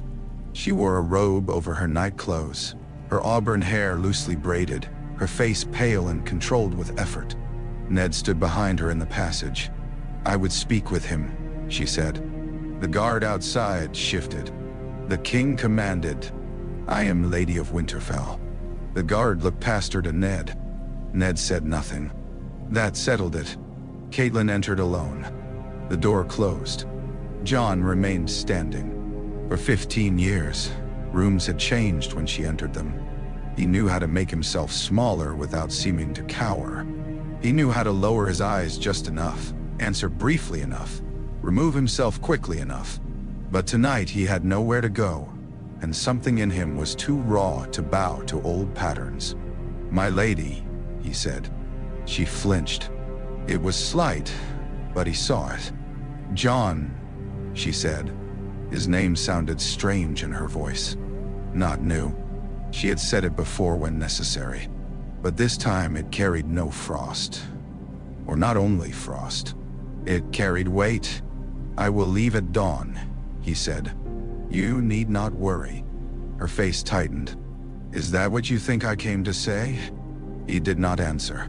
She moved to the table but did not sit. Her hands rested on the chair back, pale against the dark wood. "I did not know." "No. If I had..." She stopped. Jon waited, suddenly angry because she could not finish. "If you had?" he asked. Catelyn looked at him then. Truly looked. It made him uncomfortable. Her eyes were blue like river water, and for the first time he saw not accusation in them but grief. "I do not know," she said. It was not enough. It was better than a lie. Jon sat slowly. "Would you have hated me less?" She drew a careful breath. "I should have. But would you?" The question remained between them. Catelyn's mouth trembled once before she mastered it. Perhaps not at first. Jon laughed softly without humor. That sounds true. I was young when Ned brought you home. Young, proud, frightened. Robb was an infant. I had crossed half a kingdom into a cold land to be wife to a man I barely knew, and he returned from war with a child in his arms. She looked toward the hearth. I thought you were proof that I would never have all of him. I was a baby. Yes. The simple admission struck him harder than any defense. Catelyn closed her eyes briefly. You were a baby. Jon looked down. The anger in him had nowhere clean to go. He wanted to throw it at her, at Ned, at Robert, at dead Rhaegar, at Lyanna for dying before she could name him, at the gods for shaping his life as a jest. But Catelyn stood before him stripped of the certainty he had always hated in her, and that made cruelty difficult. Did he love her? Jon asked. Catelyn opened her eyes. Who? My Rhaegar. Did he love Lyanna? She was silent long enough that he looked up. I do not know, she said. I never met. I knew Lyanna only a little. She was younger than I, and wilder. Brandon spoke of her with exasperation and love. Ned, her gaze softened despite herself. Ned loved her dearly. Robert says Rhaegar stole her. Robert believes that. Do you? Catelyn folded her hands. I believed what the realm believed. Tonight I find the realm may have known less than it thought. Jon nodded, though the answer gave him no peace. A question had lived in him all his life. Who was my mother? Now, it had multiplied. Who was my father? Who was my mother? Did they love? Did they sin? Was I born from violence, folly, prophecy, marriage, madness? Was I hidden because I was precious or because I was shame? Lord Stark said she made him promise, Jon said. Catelyn's eyes flicked toward the door. Yes, he will not say more. Perhaps he cannot. He can. He will not. That may be the same thing for Ned. Jon looked sharply at her. There was no mockery in the words, only knowledge earned through years he had not been permitted to enter. Catelyn sat across from him at last. The movement was formal, almost careful, as if she approached a wounded animal or a dangerous lord. Perhaps he was both now. Perhaps he was neither. Jon, she said, whatever you hear tonight, you must understand this. Men will make you into what they need. Robert will see Rhaegar. Some will see Lyanna. Some may see a claim. Some may see a threat to their own sons. You must hold to yourself, or they will take even that. He studied her. Do you include yourself? Pain crossed her face. Yes. That answer earned more from him than apology would have. She leaned forward slightly. I wronged you. Jon's throat tightened. He had imagined those words before. Not often, not in detail, but in some secret child's corner of himself, he had wanted them. He had wanted Lady Stark to look at him and say that he had done nothing to deserve the coldness, that he was not the sin, that he was only a boy. Now the words came too late and too small against the ruin around them. I know, he said. Catelyn accepted it. I do not know how to mend that, she said. You cannot. No, Tyre. Her eyes glistened. I cannot. Another silence. Then Jon asked the question that had been forming since she entered. Are you glad I am leaving? Catelyn looked at him. A lie would have been kinder. Perhaps both of them knew it. I am afraid of what happens if you stay, she said. That is not what I asked. No. She pressed her lips together. There was a time I would have been glad. Jon swallowed. But not like this, she said. Not hunted from your bed. Not with your whole life broken open. Not because a king sees a dead man when he looks at you. Her voice lowered. And not without farewell. The last word undid something in him. He looked away quickly, but not before she saw. He hated that she saw. Robb does not know, he said. "No. He will think I left without telling him. We will tell him enough." "Enough lies?" Catelyn flinched. Jon regretted it, and did not. "Ned will tell him what he can," she said. "That is what he always does." "Yes," Catelyn said with a tired sadness that sounded almost like anger. "It is." She stood then. Perhaps she knew the moment could not bear more. At the door, she paused. "I once prayed for you to be sent away," she said. Jon's hands tightened. "I thought it shameful even then. I did not pray it often, but I did." Her voice was steady because she forced it to be. "Tonight I will pray you reach the wall alive." Jon looked at her. There was no warmth between them. Not truly. No embrace. No sudden healing. 15 years did not soften because dawn was coming. But there was something where before there had been only ice. A shared knowledge of damage neither had chosen entirely and both had carried badly. "My lady," Jon said. This time the words were not a shield. They were all he had. Catelyn nodded once and opened the door. Ned stood outside. For a moment husband and wife looked at one another, and Jon saw in that look an entire marriage staggering under the weight of a dead girl's promise. Then Catelyn left. Ned entered. Jon turned away. "Jon," Ned said. "No." The word stopped him. Jon stared at the hearth. "Not now?" Ned remained where he was. "I should have told you," he said. Jon's laugh was small and broken. I wanted...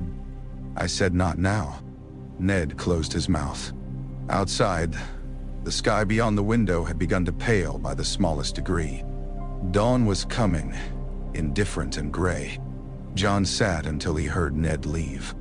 Only then did he bow his head and weep, silently, because guards stood outside and kings waited below, and he would not give them the sound.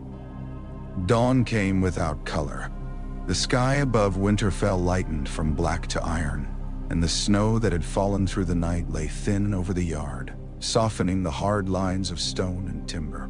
Torches still burned near the stables, but their flames looked weak now, embarrassed by mourning. Men moved in small groups, speaking quietly. Horses steamed in the cold. Jon stood beside a gray gelding he had ridden twice before and never liked. It seemed absurd that this should matter. The horse tossed its head, resentful of the hour, while a groom tightened straps under the eye of a Baratheon guard. Jon had been given a cloak, gloves, a pack with spare wool, bread, cheese, dried meat, a skin of watered wine. Practical things, mortal things. No one had handed him a father, a name, a past that made sense. Benjen Stark stood a few paces away, speaking in low tones with Ned. Jon had not yet spoken to his uncle. Uncle? Was that still true? Benjen was Lyanna's brother. If Lyanna was Jon's mother, then Benjen was his uncle in a way more true than before. Ned too, then. Uncle, not father. The word felt wrong in Jon's mind. Treacherous. He pushed it away. Robert watched from the steps of the keep, wrapped in a heavy black cloak trimmed with gold. He held no cup. That seemed almost more alarming than anything else. Renly stood near him, composed and watchful. Barristan waited by the horses. Cersei had not appeared, but Jon felt unseen eyes in every window. He looked once toward the tower where Bran lay. No movement. Perhaps that was mercy. Then the keep doors opened. Robb came out half-dressed, hair uncombed, cloak thrown over a tunic, sword belt buckled badly in haste. Theon Greyjoy followed behind him, looking more excited than concerned until he saw the faces in the yard. Robb's eyes found Jon at once. "What is this?" Robb demanded. No one answered. Robb crossed the yard fast. A guard moved as if to block him. Robb shoved him hard enough that the man stumbled, and suddenly every Stark man nearby remembered his sword. "Robb," Ned said. Robb stopped only because of Ned's voice. His face was flushed with anger and cold. "Why is Jon leaving?" Jon could not speak. Ned stepped toward him. "We will discuss this inside." No. The word echoed too much like Ned's own refusals in the night. Robert's mouth twisted faintly. Robb looked from Ned to Jon to the king. Why are there royal guards at the stables? Theon sidled closer to Jon. Have you done something? Jon shot him a look that made Theon shut his mouth. Robb saw it. Jon? I am going to the wall, Jon said. Robb stared. No? Yes. Why? Because the king commands it, Robert said. Robb turned to him, and there was so much open fury in his face that Ned moved at once. Careful, Ned warned. Robb heard him but did not look away from Robert. Jon was to decide for himself. Robert descended one step. Many boys discover the world cares little for what they decide. He is my brother. The yard went utterly still. Jon felt the words like a hand gripping his heart. Ned closed his eyes. Robert looked at Jon, then back to Robb. Is he? Robb frowned. What does that mean? Robert? Ned said sharply. The king smiled without humor. Your father has many talents. Ask him about them when you are older. Nay. Robb's confusion sharpened into alarm. Father? Catelyn appeared in an upper window then, pale behind the leaded glass. Jon saw her hand press against the frame. She could not hear everything, perhaps, but she saw enough. Ned walked to Robb and gripped his shoulder. Not here. Robb lowered his voice, but the anger did not. You are sending him away under guard. To save his life. The words escaped before Ned could stop them. Robb stared. Jon looked down. Theon whispered, What in seven hells? Robb's face changed slowly. Save him from whom? No one spoke. Then Robb turned toward Robert again. Ned held his shoulder hard. Do not. Robb shook him off. Not violently, but enough that every father and son in the yard felt the break in it. Jon, Robb said. Tell me. Jon wanted to. God. He wanted to. Robb had been the first person in the world who made him feel chosen. They had learned swords together, stolen apples together, raced through snow, whispered at night across the space between beds when they were small enough to share chambers, sworn that nothing would ever change them, because boys were fools and did not yet know that everything changed. Now the truth sat on Jon's tongue like a coal. If he told Robb, Robb would not let him go. If Robb would not let him go, men would die. If men died, Robert would call it treason.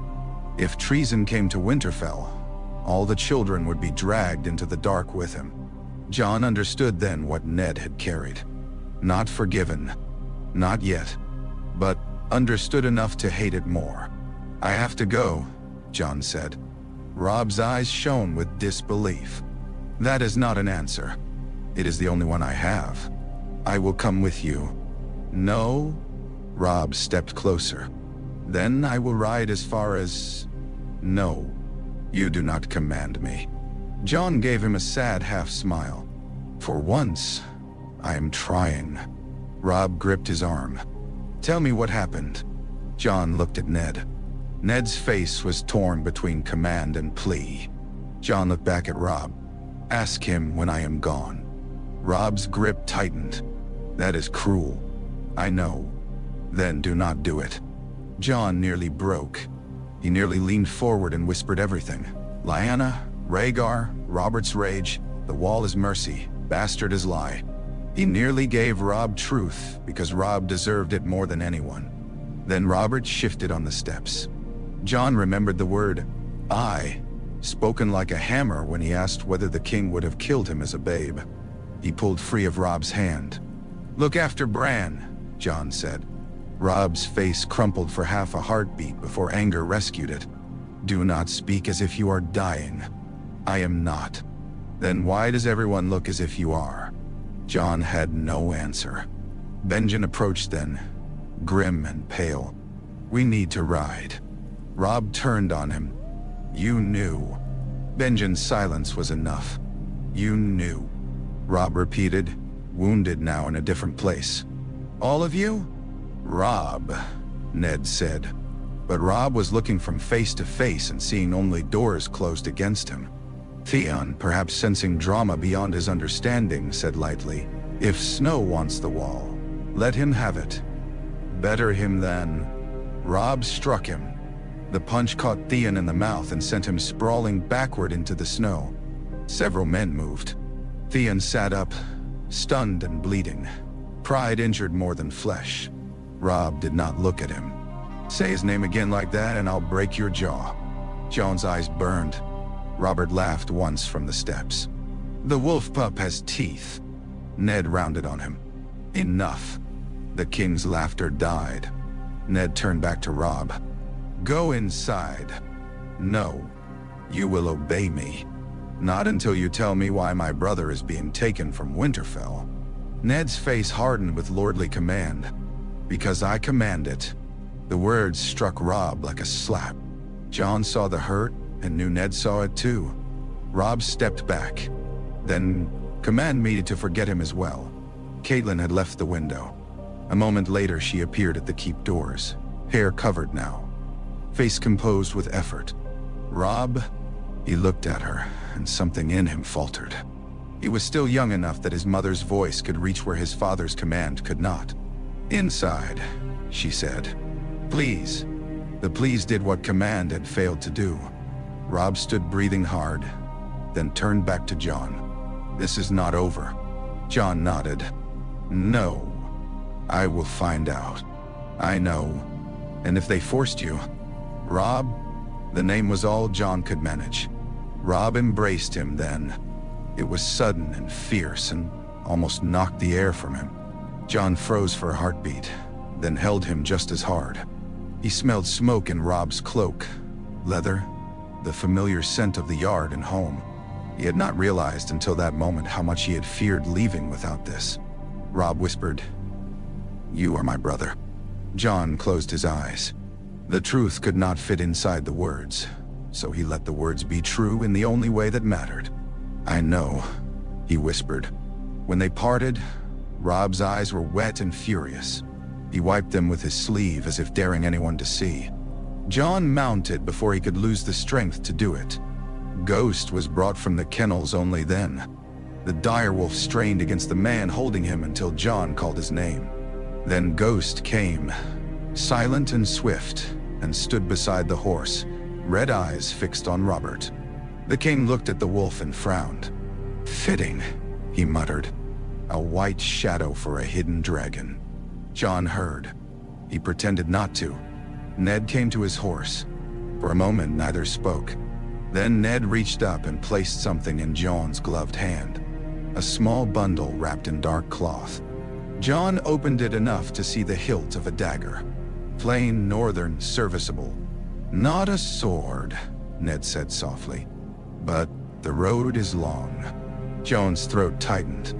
"Will the king allow it?" "No." That almost made Jon smile. Ned's eyes held his. "Live. Live." One word. Not farewell. Not forgiveness. Not explanation.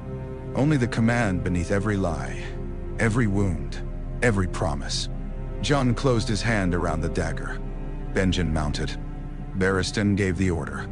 The gates of Winterfell opened. Jon looked back once. Robb stood in the yard with Catelyn's hand on his shoulder. Ned stood alone. Robert watched like a storm held in human shape. Above them all, the towers of Winterfell rose gray against morning, and snow fell gently over the place Jon had called home. Then the horse moved beneath him, and the gates swallowed the sight. The road north did not care who a man had been at sunrise. It took hooves, wheels, blood, snow, kings, bastards, brothers, corpses, and crows with the same indifferent patience. Jon had ridden the King's Road before in small stretches, hunting parties and visits to holdfasts, but never like this. Never with Winterfell behind him and no promise of return. Never with a white knight behind his left shoulder and his uncle ahead like a man leading a funeral procession. Ghost ranged beside them, sometimes near Jon's stirrup, sometimes vanishing among the trees only to reappear without sound. The direwolf's presence steadied him more than any words could have. Ghost did not care what name men gave him. Ghost knew his scent, his voice, his fear. For the first hour, no one spoke. Barristan rode with the posture of a man who had been born in a saddle. His white cloak had been exchanged for heavier travel furs, but some brightness of him remained, a pale mark against the dark northern road. 2 royal guards followed farther back, sullen in the cold. Benjen led without looking over his shoulder. Jon's thoughts circled until they exhausted themselves and began again. Lyanna Stark, Rhaegar Targaryen, Robert Baratheon. Ned, father, uncle, Lyanna, protector. He could not settle on one name for him. Each fell true until the next rose up and struck it down. When the towers of Winterfell finally vanished behind the trees, Jon felt something in his chest tear loose. He did not look back again. Near midday, they stopped beside a stream half-skinned with ice. The horses drank reluctantly. The guards muttered over cold bread. Barristan stood apart, eyes on the trees. Benjen crouched to break ice with his gloved hand and filled a skin. Jon remained mounted until Ghost returned from the woods with snow on his muzzle. "You should eat," Benjen said. Jon dismounted stiffly. "I am not hungry." Anyway, it was such an ordinary command, so much like every northern man who had ever told a boy that weather cared nothing for feelings, that Jon almost obeyed. Then anger returned. "How long have you known?" Benjen did not pretend not to understand. "Known? Not long. Suspected? A long time." Jon laughed bitterly. "Everyone suspected except me." "No. Enough." Benjen looked at him. There was grief in his face, but also caution. "Ned kept the secret close, but not from you.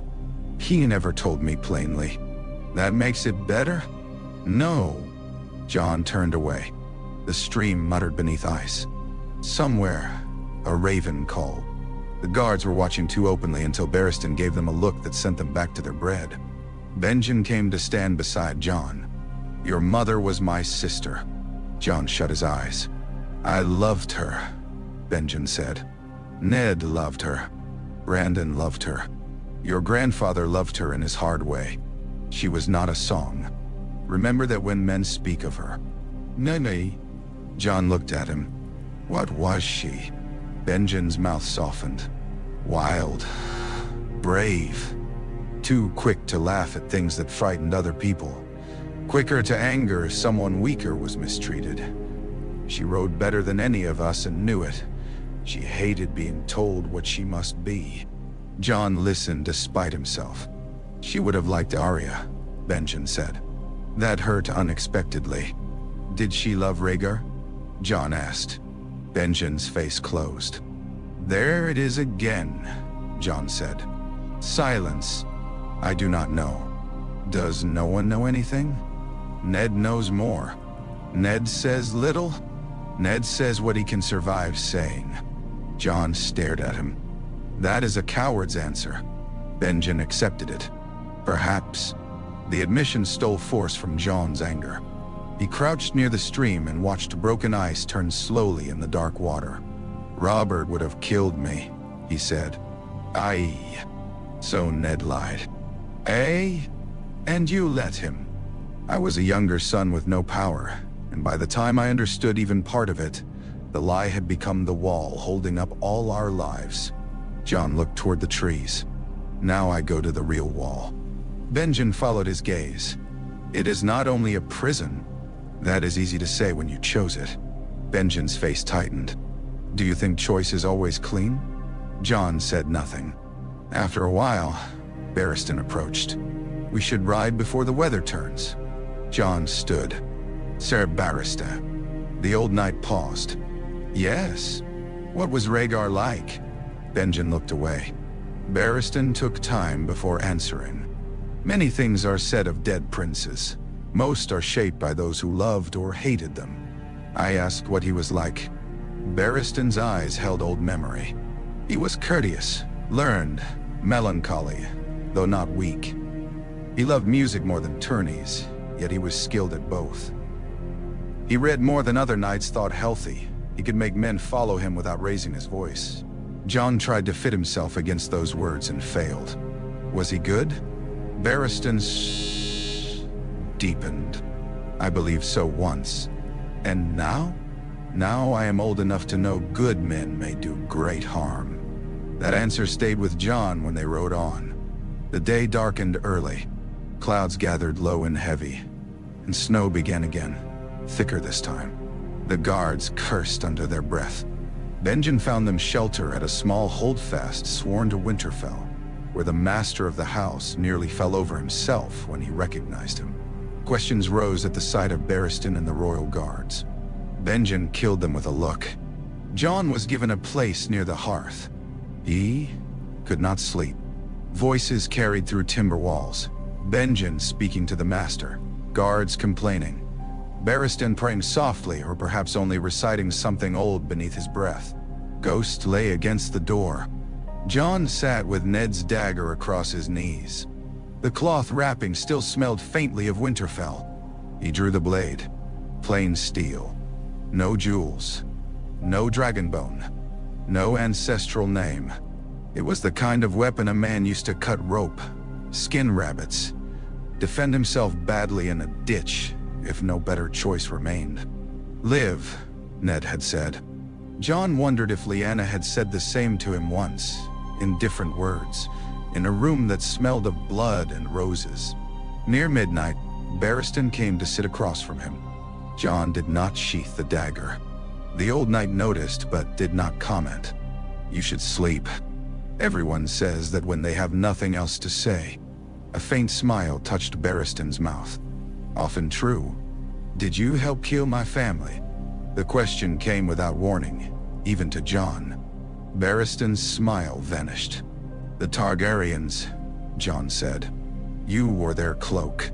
I fought for King Aerys at the Trident. I was wounded and taken. I bent the knee after. And Elias' children? I was not in the city when they died. That is not what I asked. Barristan looked into the fire. No, I did not help kill them. Did you serve the men who did? Yes. Jon waited. Barristan's hands folded slowly. They were old hands, scarred hands, hands that had held swords before Jon was born. I have asked myself many questions over the years, Barristan said. Some have no answer that lets a man sleep. Then why serve Robert? Because the war was over. Because a realm cannot bleed forever. Because Jon Arryn asked it. Because I told myself that a white cloak serves the throne, not the man. His eyes lifted. Because I was tired. That honesty surprised Jon. Are you tired now? He asked. Yes. Then why are you here? To see that you reach the wall alive. On Robert's command? Partly. And the other part? Barristan hesitated. I failed many ghosts. Jon looked at Ghost by the door. My wolf is not one of them. No, Barristan said softly. Not that one. The fire sank lower. Jon sheathed the dagger. I do not want a crown. I believe you. Robert does not. Robert sees Prince Rhaegar when he looks at you. Perhaps also Lyanna. Perhaps himself, if he had been younger and less wounded. I am none of them. No. Barristan rose slowly. Remember that. When he left, Jon lay down at last, but sleep remained distant. Outside, snow covered the road north. Behind him, Winterfell held his unanswered life. Ahead, the wall waited, vast and cold and hungry for names. By morning, he had begun to understand that exile was not leaving a place. It was carrying the place inside you with no road back. Winterfell felt wrong after Jon left. The castle did not mourn openly. Castles rarely did. Men still carried wood, dogs still nosed for scraps, cooks still cursed over fires, horses still needed feeding, ravens still croaked in the rookery as if secrets were only another kind of meat. Yet Something had shifted. The household moved carefully, as if a beam had cracked somewhere overhead, and everyone waited to see which roof would fall. Robb did not come to breakfast. Neither did Bran, of course. Rickon ate with his nurse and cried because no one would tell him why Robb had shouted in the yard. Arya appeared with tangled hair and suspicious eyes, asked where Jon was, and received from Septa Mordane a useless answer about early departures and duty. Sansa sat very straight, frightened by the tension she did not understand and determined not to show it before the Queen. The Queen noticed everything. Cersei Lannister wore green that morning, deep and rich, with gold at her throat and wrists. She looked rested. Ned knew she could not be. That made him wary. Jaime stood behind her chair with one hand on the carved wood, smiling faintly at nothing. Tyrion Lannister entered late, glanced once around the hall, and immediately understood enough to become interested. Robert drank nothing. That, more than his anger, frightened the room. He sat at the high table with a cup before him and did not touch it. His face was heavy, his eyes shadowed, his mouth set in a line Ned had seen only before battle. Servants brought meat. He ignored it. Renly spoke once. Robert did not answer. The silence around the king spread outward until even the phrase of the household guard would have found no appetite there. Ned stood at the end of the hall rather than sit beside him. He had not slept. After Jon rode north, he had gone to Bran's chamber and watched his broken son breathe. Then to the Godswood, where snow gathered in the red leaves of the heart tree, and the carved face stared with bleeding eyes. He had knelt there until his knees numbed. No gods answered. They rarely did in words. Perhaps the answer had been the cold itself. Endure. Catelyn came to him near the hall doors. "Robb will not speak to me," she said. "He will." "When?" Ned looked toward the high table. "When anger tires. Yours has not." He glanced at her. Catelyn's face was composed, but grief lived beneath it. Their marriage had changed in the night. Not ended, not broken beyond repair perhaps, but altered as iron altered in fire. He had lied to her for 15 years. The reason had not erased the wound. He had known it would not. Knowing did not ease the pain. "Robert means for us to leave tomorrow," Ned said. "For King's Landing." "Yes." "Can you still go?" "I must." Catelyn's eyes sharpened. "Must you?" "If I refuse now, he will see treason in it." "He already sees treason." "Yes." "And you would place yourself in his hands." "I would keep him close enough to know what he means to do." "To Jon?" "To all of us." Catelyn looked toward the table where Cersei sat radiant and watchful. "The Queen knows something. She guesses. That may be worse." Ned nodded. Arya slipped away from Septa Mordane and came toward them with the look of a small wolf approaching a snare. "Where is Jon?" Catelyn closed her eyes briefly. Ned crouched before his daughter. "He has gone north with Benjen." "To the wall?" "Yes." But he was going to say goodbye. He had to leave quickly. Arya's face darkened. "Why?" Ned placed a hand on her shoulder. "There are things I cannot explain yet. That means grown-ups are lying." Despite everything, Catelyn gave a small sound that might have become a laugh in another life. Ned looked into Arya's fierce gray eyes and saw Lyanna so suddenly it hurt. Not the stone Lyanna. Not Robert's maiden. His sister. Mud on her skirts, leaves in her hair, chin lifted against command. "Sometimes," Ned said, "grown-ups are afraid." Arya frowned. That answer troubled her more than a lie would have. Was Jon afraid? Yes. Then someone should have gone with him who loved him. Ned had no defense against that. "Benjen loves him," Catelyn said quietly. Arya looked at her mother, surprised by the softness in her voice. "So does Ghost," Ned added. Arya blinked hard, refusing tears. "When will he come back?" Ned's throat tightened. "I do not know." "That means never." "It means I do not know." She pulled away from his hand. "You should know." Then she ran, leaving both parents wounded in her wake. Across the hall, Robert had watched the exchange. Ned rose. The king pushed back his chair. The scrape of wood silenced what little sound remained. Lord Stark. Every eye turned. Ned walked to him. Robert descended from the dais. For a moment the hall seemed to hold two versions of them. Boys in the eyrie, men at war, king and lord, friend and betrayer. Ned remembered Robert laughing with snow in his hair.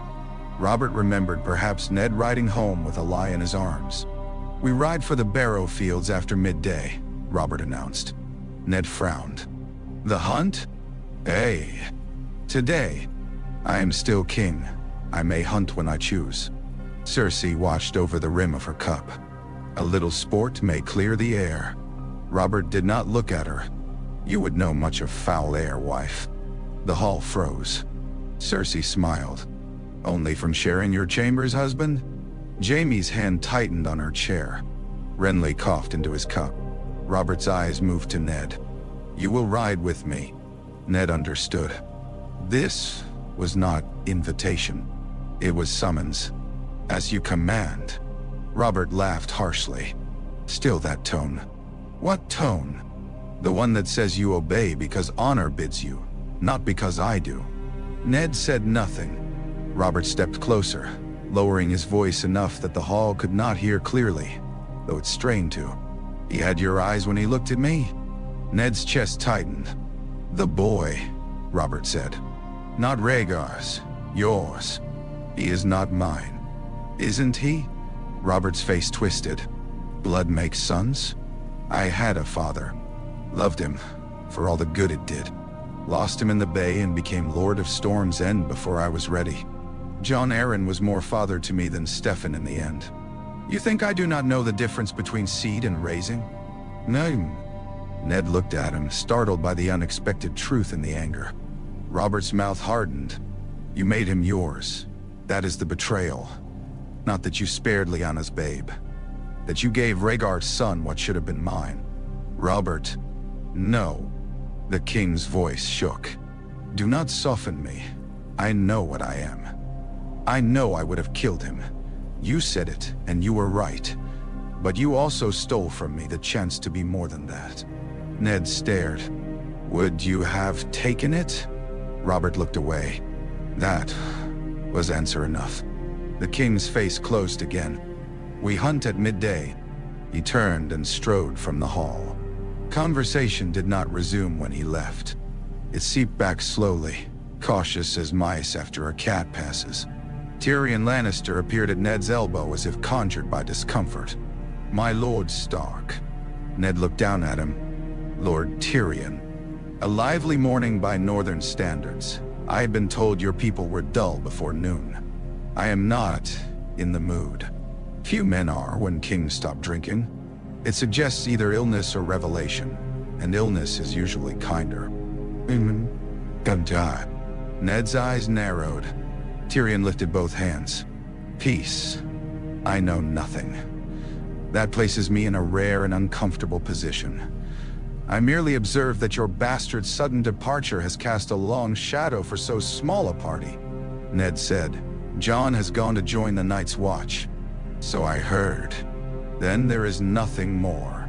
There is always more, but I am fond of not being murdered before breakfast, so I will not ask." Tyrion's mismatched eyes softened a little. "He's a good lad."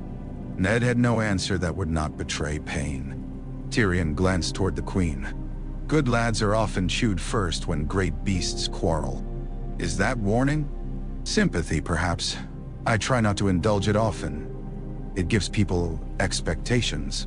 He limped away before Ned could respond. By midday, the hunt gathered. Robert insisted on a smaller party than planned. Ned, Renly, Barristan, a handful of guards, hounds, 2 grooms, and no queen. Cersei accepted the exclusion with a smile that promised accounting later. Jaime did not ride either, which Ned liked less. Robb remained absent. Catelyn watched from the steps, her face unreadable. The wolves would receive them in cold silence. At first, Robert rode hard, punishing horse and men alike. Branches whipped past.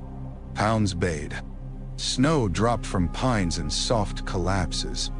The king said nothing. Renly gave up attempts at conversation after the third unanswered jest. Barristan watched Robert with the wary sadness of a man guarding both king and kingdom from the same body. They found boar sign near a frozen marsh. Robert dismounted before the rest. On foot, Ned frowned. The ground is poor. I have hunted worse. You have drunk less before hunting worse. Robert turned on him. Say what you mean. I mean dead kings make poor rulers. Renly muttered. Bold strategy. Robert stared at Ned, then laughed. Real laughter this time. Sudden and bitter but alive. There he is. The man who can call his king a drunken fool without using the words. If you require the words. Careful. I may begin liking you again. The laughter faded. For a little while they walked apart from the others, following tracks through brush.